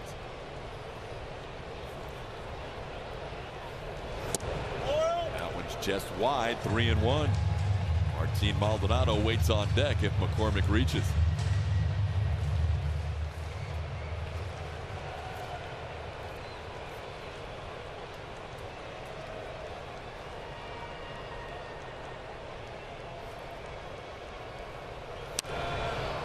Out off 99 and the count's full. Astros scoring their 2 runs on an RBI single in the 5th inning by Jose Altuve, and then a wild pitch in this inning scoring Yordan Alvarez. Well, Chaz will try to add to that. Jake Myers will be off with his 3-2 pitch. Swing and a miss, 99 at the bottom of the zone. Ursig gets Chaz McCormick on strikes to end the inning. Astros get 1 with 1 hit and a couple of walks. By Sage. Pitch by pitch against Ramon Laureano. Change up, then went straight to that curveball. Laureano's got good numbers against Fromber and really has good numbers against the fastball overall this season, but eventually buried a curveball and got Laureano to go out there and check his swing, or not check his swing, and go down swinging on that curveball. But in that at bat where he did strike him out for the 2nd time in this game, he went consistently with the off speed throughout the entire at bat, and the 2 strikeouts he has on Laureano today have both been on the curveball. We'll see how he approaches him today in this 3rd at bat. Saw the sequencing and why they have maybe stayed away from that fastball against Laureano, who had 4 career hits and 13 at bats coming in against Fromber. And Fromber has 2 of his 5 strikeouts today against Laureano. There is a fastball to start the at bat and a called strike. Got to show a fastball occasionally. Well, it's great after the previous at bat where you didn't show him one at all. So he might be stepping into the box, maybe sitting soft, rush that fastball by him and get ahead in the count quickly.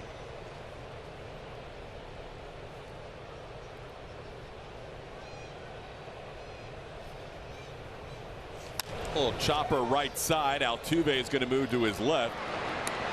Abreu did a good job.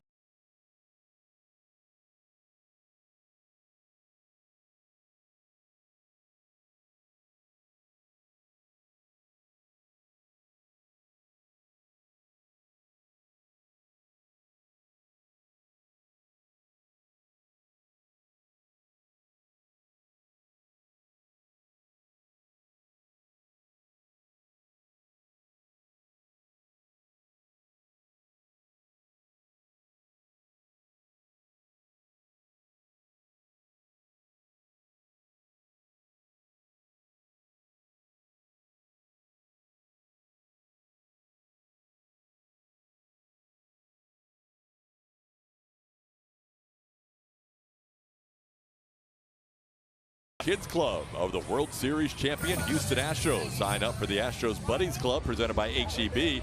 Just $30 and you can receive the following: an exclusive jersey, unique experiences, Astros tickets, and more. Visit astros.com/buddies today. Fastball taken for a strike. Aledmys Diaz has one of the 3 hits allowed by Fromber.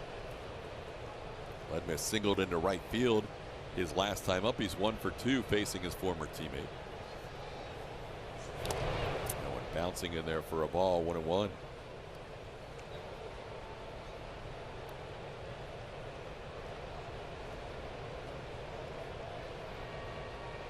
Aledmys 3 for 6 in this series against the Astros. And another breaking ball bouncing in there. 2-1. Fromber has gone 8 innings in his longest start this year. That was 2 starts ago against the Angels. threw 99 pitches that day. He is trying to get through the 7th inning with his pitch count in the 70s.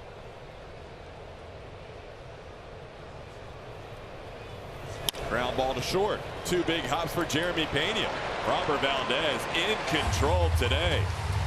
3 hits allowed through 7 innings. Framber with a 1-2-3-7. That is his 4th perfect inning out of 7 so far today. Astros lead as we head to the 7th inning stretch here at Minute Maid Park, 2-0, as we do on Sunday afternoons around Major League Baseball. We'll keep it right here and enjoy a rendition of God Bless America. But to salute those who defend our freedom around the world each and every day. Now, please join Miss Hannah Spees for the singing of God Bless America. God bless America, land that I love. Stand beside her and guide her through the night with the light from above. From the mountains to the prairies to the ocean, wide with foam. God bless America, my home sweet home. God bless America, my home sweet home.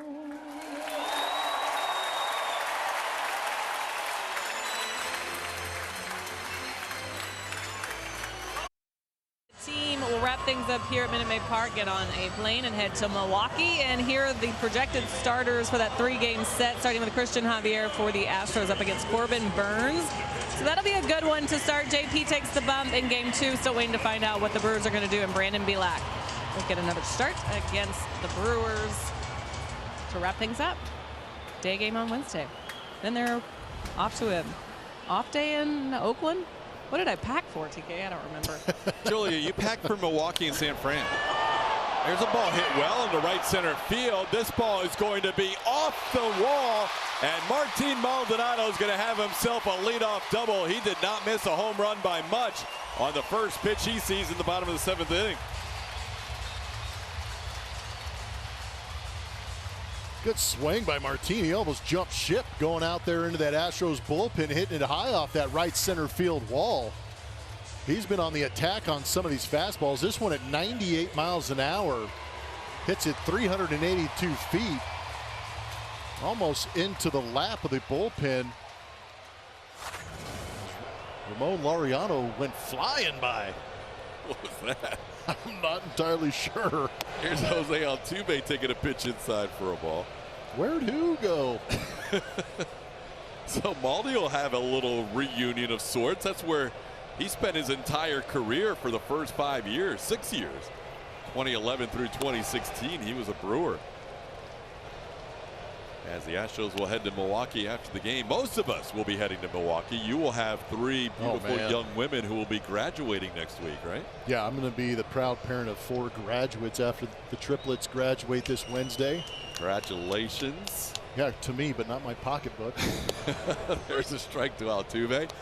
We will have the Hall of Famer Jeff Bagwell with us in that series in Milwaukee, and Blummer will rejoin us in a 3-game weekend set in Oakland. Lucky me.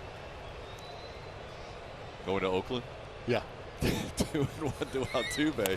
Around the bunt, takes that one outside for a ball, 3-1. I'm just trying to take care of Baggy. So you will He's picking me up. You will have a lot of friends and family in town, I would think, for this big event. Yes, yes. The Blum household is already starting to fill up. We got the in-laws in. Gonna have my brother-in-law, some friends, some family, everybody that's contributed to helping us get this village through high school. That is awesome. Yeah, it's exciting. Altuve draws a walk. He's on base for a 3rd time today. A single and 2 walks for Tuve. Now the Astros have first and second with nobody out, and Scott Emerson out for a little mound visit with Lucas Ursig in his 2nd inning of work. So Ursig will face Bregman with 2 on and nobody out. Emerson, a pretty good pitching coach, trying to deal with what's in front of him. He's talking to a pitcher on the mound. It was just an infielder a couple of years ago. Now pitching in the major leagues against the Houston Astros. Yeah, how about that? Quite a transition for Ursig. So, Julia, it is Milwaukee and then San Fran, but that off day on Thursday in San Francisco, because they stay in San Fran when they play Oakland, as we all know. That off day in San Francisco is the last off day after that 17 in a row. Woo. All telecasts. She just dropped an oh no. Oh no. So get ready. What happened to our weekly off day? I know. The Astros haven't played more than 6 days in a row all year because there's been an off day every Thursday. It's been awesome. all I know is that's going to suppress my golf swings and wine consumption. So hopefully you pack some warm clothes, Julie, because it gets a little chilly there in the Bay Area. Yeah. This homestand went fast. I wasn't ready. I was packing this morning. I've already realized I've forgotten one thing, that I've had the Amazon Prime. Thank goodness I know the Brewers reporter well enough to send stuff to her doorstep. I'm a mess. Wow. We had a lot going on today. You had your daughter attending Orbit's birthday. Oh, that was great. That was the highlight. Orbit's birthday party was off the chain. It was awesome. I would expect nothing else. But you've had to get some luggage already sent that you left behind. Yeah, I mean, got you you. know. 3-0 the count to Breggy. There's a strike. So does Valerie have a favorite? You know, she handled it well today. She's 2. For those who don't know, I have a 2-year-old. So mascots are great from afar. You know, like Santa, the Easter Bunny, they're great, except for when you have to get up and close or take a picture with them. So we kept our distance. But she did have a good time. I mean, I'm serious, guys. You one of these years, I know you probably didn't get the VIP invite like Slugger and Diesel and Toro and Wally did, but the birthday parties, they do such a great job. There's so many cool things for kids. Every snack is green. If green cotton candy, you name it. It was really cool. Very cool. 3-2 the count to Breggy with 2 on, and that is a fastball in the corner. Bregman doesn't like it because it wasn't where they set up, but it looked like it was a pretty good call. Usually the catcher, or sometimes the catcher doesn't get that call when they have to move that far to make the catch. And I think that might be the argument from Alex, is going, man, are you giving this guy the edges, and he hasn't been anywhere near where he wants to throw that pitch. But unfortunately, whether it was automated or human, it was a strike on that outside corner. Ursig will leave. Guess what? Jordan gets to face another lefty reliever when we come back. Cardinals regret 1980 season. Astros triple machine. Who is that Astro powered by Reliant? Cruz. Jose sold to the Astros in 1974. Third in NL MVP voting in 1980. An all-time leader for the Astros with 80 triples. Jose Cruz Jr. Cruz. My good friend Jose Cruz Jr. I apologize. Jose Cruz got tied by Altuve earlier in this game with his career hits for the Astros with 1,937. Altuve now tied for third all time behind Biggio and Baggy, of course, in Astros history. Here's the new pitcher, Sam Long, facing Jordan. 3.65 is that ERA on the season. Lefty's having a tough time at a sub 200, but Jordan. I mean, Mark Kotsay is doing what a lot of other managers have done, which is basically bringing the lefty to face Jordan. But then you put these numbers up. This is close and late. Jordan in the 7th inning on just has huge numbers. Well, if you could add the close, late, and left-handed pitching, it's all large. He is that good. But again, you know, we talked a little bit in break, just kind of sometimes you got to look at it and go, I mean, are you just playing matchups by the old school book, or are you going by the data and analytics that's in front of you? Well, Scott Service brought in Robbie Ray, game 1 of the ALDS against Jordan. We know how that went. Rob Thompson brought in Jose Alvarado, game 6 of the World Series. We know how that went. Ryan Snicker reluctantly brought in A.J. Minter a couple of times in that Braves series at Truist Park against Jordan. We know how that went, and now they just go by the book. But that's 2 lefties brought in to face Jordan, and both times he's reached base. Last time a double, this time a walk. Now the bases are full. with one out, and Jose Abreu a chance to break things open. Well, that's kind of the hope that Dusty has, putting Jose Abreu in between Alvarez and Tucker, is that you can have that right-handed bat facing a left-handed pitcher and try and increase those odds of getting a big hit. Abreu's been on base twice today with a couple of walks. This one up. So far, 6 pitches thrown by Sam Long. 5 of them have missed the zone. And you also pointed something out to me in between innings. What was Yordan Alvarez doing as Sam Long was getting loose? Yeah, didn't even go back for a scouting report. He's got that mental Rolodex all dialed in. He knows exactly what he was doing. As this pitch is down, Abreu tries to check his swing and does, says first base umpire Jordan Baker. It's 2-0. Abreu in a great spot here, 2-0 with the bases loaded.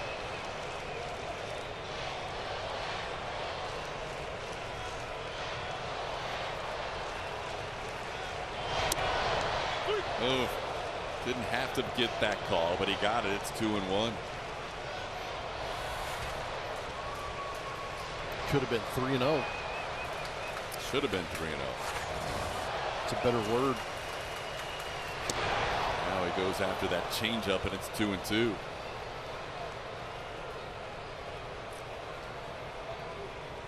Runner at every base. Maldonado on third, Altuve on second, and Alvarez on first. And Abreu with a 2-2 count.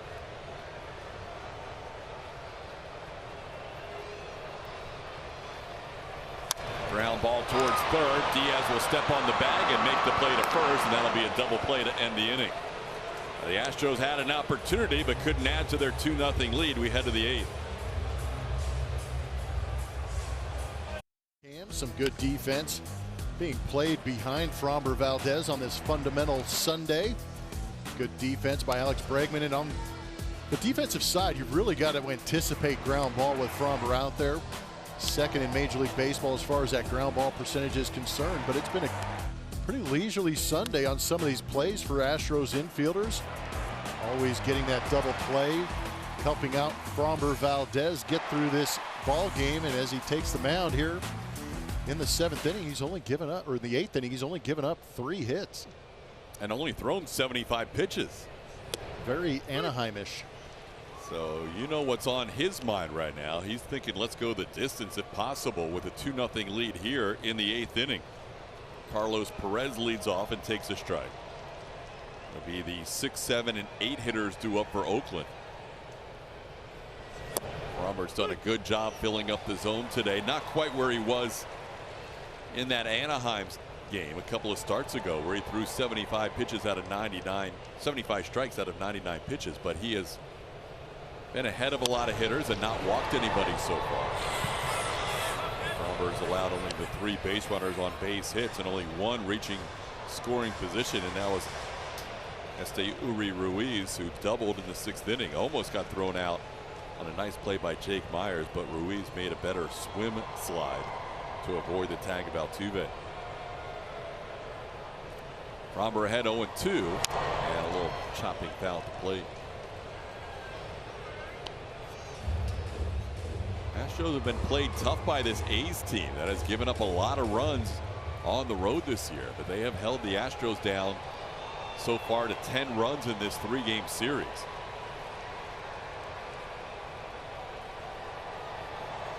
Trying to hold up, and he goes too far. That's a strikeout for Framber Valdez. Framber strikes out Perez to start the inning. Might be the first strikeout that I've seen with that cutter. A little more curveball action to it. Ball dropping down out of the zone. Perez didn't know what to do with it. Half a dozen strikeouts now for Framber. Shea Langoliers, the DH, takes one just below the zone.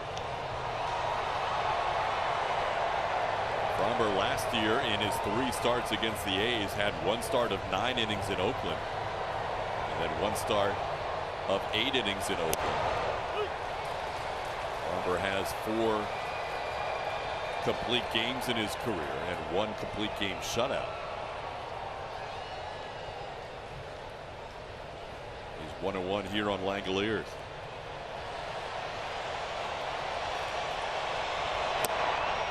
That's a strike. Got it up at the bottom of the zone on the inside corner, 1-2. Framber making his 10th start of the season and having a great afternoon today. Trying to go 8 innings for the second time in 3 starts.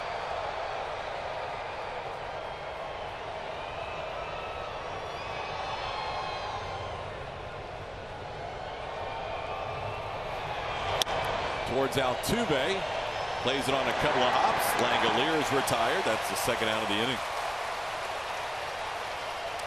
This week on Astros Bases Loaded, Clearbrook's Corey Jolks reunites with his high school baseball coach, and we recap Altuve's first rehab game in Sugar Land. That and more on ABL after the postgame show. By the way, his high school baseball coach, part of our first Spanish broadcast of the season today. Yes. Flores, part of the crew that's broadcasting on AT&T Sportsnet 2. There's a called strike. They'll be doing Sunday games, and then in September during Hispanic Heritage Week, they'll be broadcasting that entire week. There's the crew. Playing their first game of the year under their belts. As Jordan Diaz has an 0-2 count. They are watching a outstanding performance by Framber Valdez, who has been in command from the start. Yeah, they picked a good one to show up on. Good for them getting that opportunity too. Framber trying to get through the 8th with his pitch count in the 80s, and you know he will be back out for the 9th if that's the case. Down and in for a ball, 1-2. Framber has been locked in from the start, allowing just an infield hit in the 2nd inning, a base hit by Ledmus Diaz in the 5th, and a double by Ruiz in the 6th. That's been it. He has been in command. 1-2 pitch upstairs. 2-2.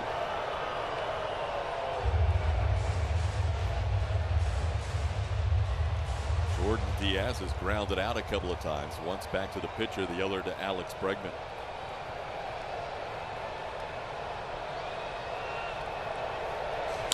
Into right field. Tucker moves to his right, puts it away. Framber flips the glove up. He is through 8 so far with a 3-hit shutout going. His pitch count at 89 after 8. It is presented by Nissan. At Nissan, we make cars that thrill. Experience the thrill for yourself today. Shop NissanUSA.com. And by Rooms to Go. Don't miss the big Memorial Day sale going on now. Kyle Tucker will lead off the bottom half of the 8th inning. Astros leading 2-0. They threatened for more last inning, had bases loaded and 1 out, but a double play got Sam Long out of trouble. Kyle Tucker swings to the first pitch and sends one to left field. Playable for Brent Rooker, who puts it away for the first out. That'll be the end of the afternoon for Sam Long. He was in there to face Yordan Alvarez, Jose Abreu, and Kyle Tucker. He walked Alvarez. He got Abreu to hit into a double play with the bases loaded. And then Tucker flied out to start the inning. We'll have a new Oakland A's pitcher, a righty, to face Jeremy Pena when we come back.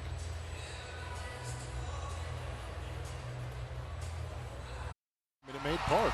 Buy and manage game tickets, redeem offers, access exclusive content, and much more. Download the MLB Ballpark app today. New pitcher for the A's is the right-hander Garrett Acton. This will be the first time we see Acton in this series.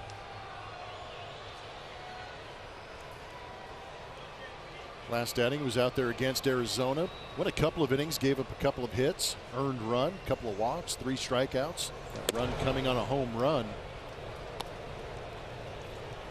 You see the numbers on the season and a couple of outings for Acton. Yeah, just made his big league debut a week ago against the Texas Rangers. Had 16 games out of the bullpen for Las Vegas in AAA before he was selected prior to the game a week ago. First batter he will face today is Jeremy Pena. Pena looking for his first hit. He was robbed of a hit and maybe a home run by Ramon Laureano his first time up. He's also struck out and hit a soft line drive to second. Pena 1 for 11 in the series, 5 for 24 on the homestand.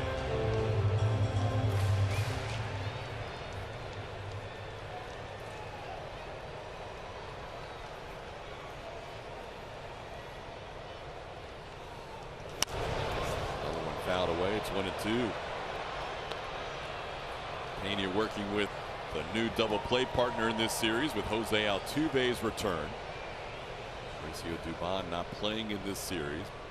It'll be interesting to see how Dusty works Dubon into this next road trip. Dubon hasn't played since Tuesday. He is still amongst the league leaders in batting average, but doesn't really have a spot to play now that Altuve is back and healthy. Dubon's currently 4th in the AL in hitting at .309. At some point when the Astros get to that 50 to 55 game plateau, then Dubon might not have enough plate appearances to qualify, depending on how much playing time he gets in the next week or so. But right now he's 4th best in the AL and had quite a run while Altuve was out. 2-2 the count.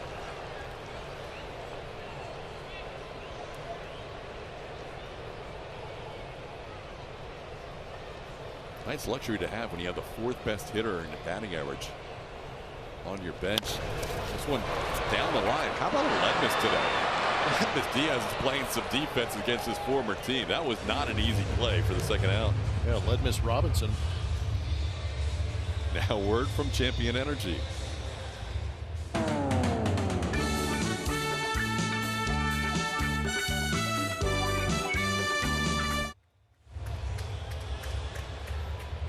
Well, Jake Myers will try to continue his run. On base in 9 consecutive plate appearances. Sharply hit, bounces off of Ledmus, keeps it in front of him, and Myers finally retired for the first time in his last 10 plate appearances as he's thrown out by Diaz. So we'll head to the 9th. Framber Valdez will come back out leading 2-0. Is driven by Ford, and that pitcher is Framber Valdez. As it stands, with him getting ready for this top of the 9th inning, he has 8 innings pitched, 3 hits given up, and another beautiful walk number. 0 walks to 6 strikeouts, and he's been hyper efficient, throwing 89 pitches through those 8 innings so far. Looking for that CG right here as he takes the ball again here at the top of the 9th inning. Another phenomenal outing from the Astros ace, Framber Valdez. 2 of his 4 previous complete games have not been 9-inning CGs. He had a 6-inning CG when it was back in the day where we played 7-inning doubleheaders. And then he had an 8-inning CG in a losing effort in one of his complete games. So going for his 3rd 9-inning complete game and his 5th overall. Also looking for his 2nd complete game shutout as he faces Nick Allen, who takes a pitch up high for a ball, 1-0. Framber will face Nick Allen in the top of the order here in a 2-0 game. No margin for error here for Framber. And Allen fouls one out of play. Astros have their bullpen up just in case Framber gets in any trouble here in the inning.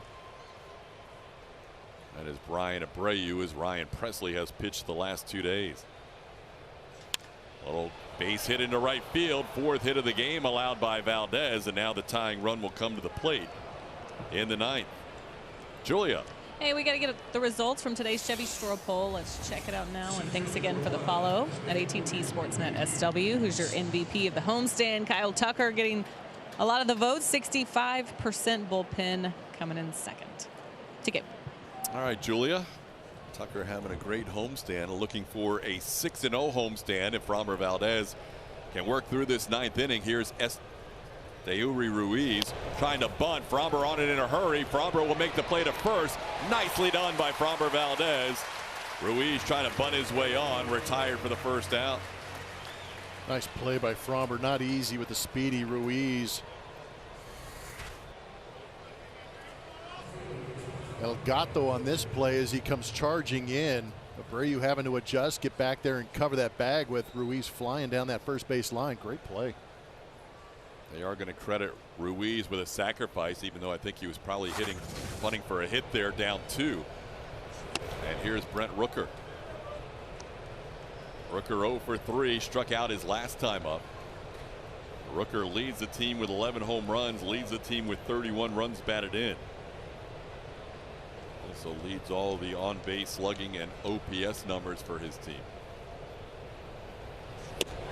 Takes a fastball at 97 for a strike. Fromber still bringing the heat here in the ninth.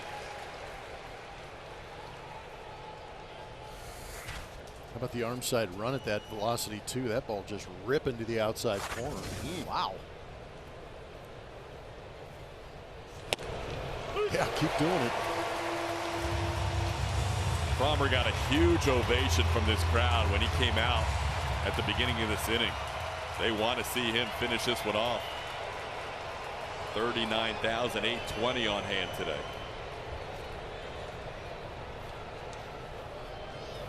Trying to hold up on a pitch in the dirt. He does. 2-2.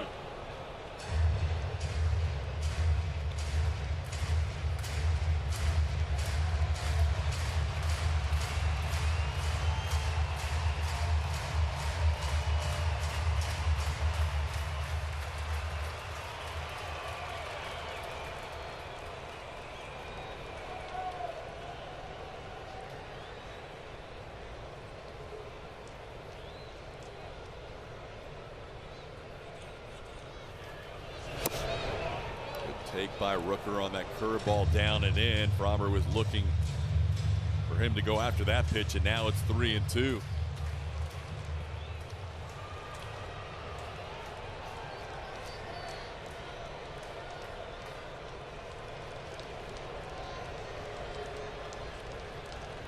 Martin Maldonado wants to call time. This is one of the biggest pitches of the game, and Maldi wants to make sure they're on the same page. Fromber has thrown 98 pitches today. His pitch count has been in great order all the way through.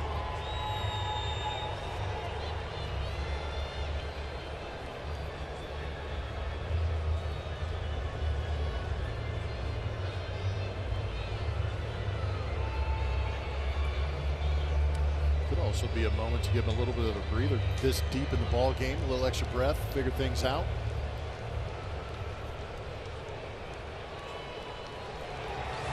Decided on the pitch they want to throw here.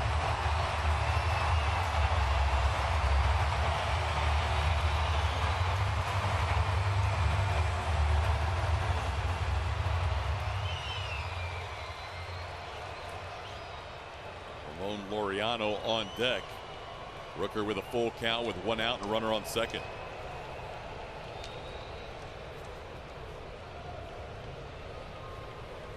Ground ball to short. Pena has it and makes the play to first. That's 2 outs in the ninth. On the play, Allen moves to third. Good play by Jeremy. Routine. 2 outs. Fromber getting that patented ground ball. Sit back, see that good hop. Get those feet in good position. Jeremy Pena is really good when he lengthens out that stride on the throw. 100th pitch of the day from Fromber Valdez is a fastball for a strike at 97. Laureano 0 for 3, has struck out twice, 2 of the 6 strikeouts for Fromber.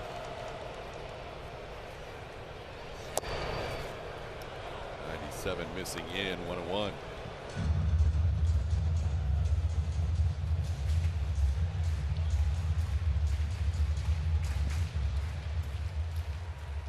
Fromber's fastball has topped out at 97.3, so he's throwing as hard here in the ninth inning as he has the whole game.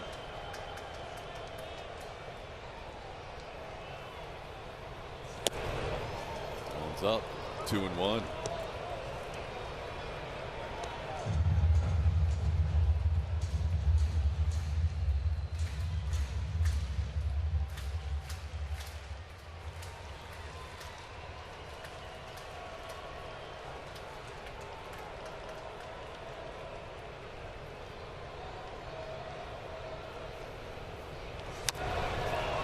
Foul of the plate. 7 of the 8 best velocity fastballs have been here in the ninth inning for Fromber. And now at 103 pitches, the entire 39-820 will stand.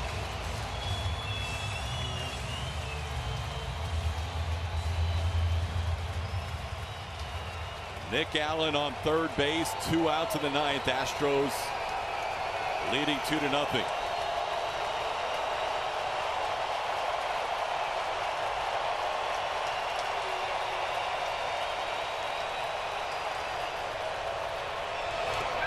Checked his swing. No, he didn't. He went around. Ball game over. Second career shutout for Framber Valdez.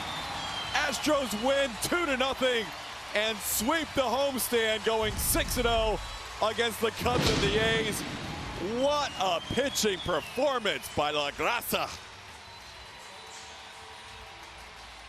That was outstanding to watch Framber go to work. He understood he had a ball club kind of struggling a little bit, didn't get much run support, but was able to go out there and take things under control and did his business today with 9 innings of shutout baseball. Of course, it finishes on a power curveball in the dirt and a check swing strikeout from Ramon Laureano. Framber in complete command of his day today. That was a lot of fun to watch. 5th complete game, 2nd complete game shutout, a 4-hitter, and the Astros sweep the homestand. We'll have plenty to talk about on the post-game show with Kevin Eschenfelder and Brian Bogusevic. It's presented by Whataburger. Julia Morales will be gathering interviews both on the field and in the clubhouse. All that coming up on the post-game show right around the corner.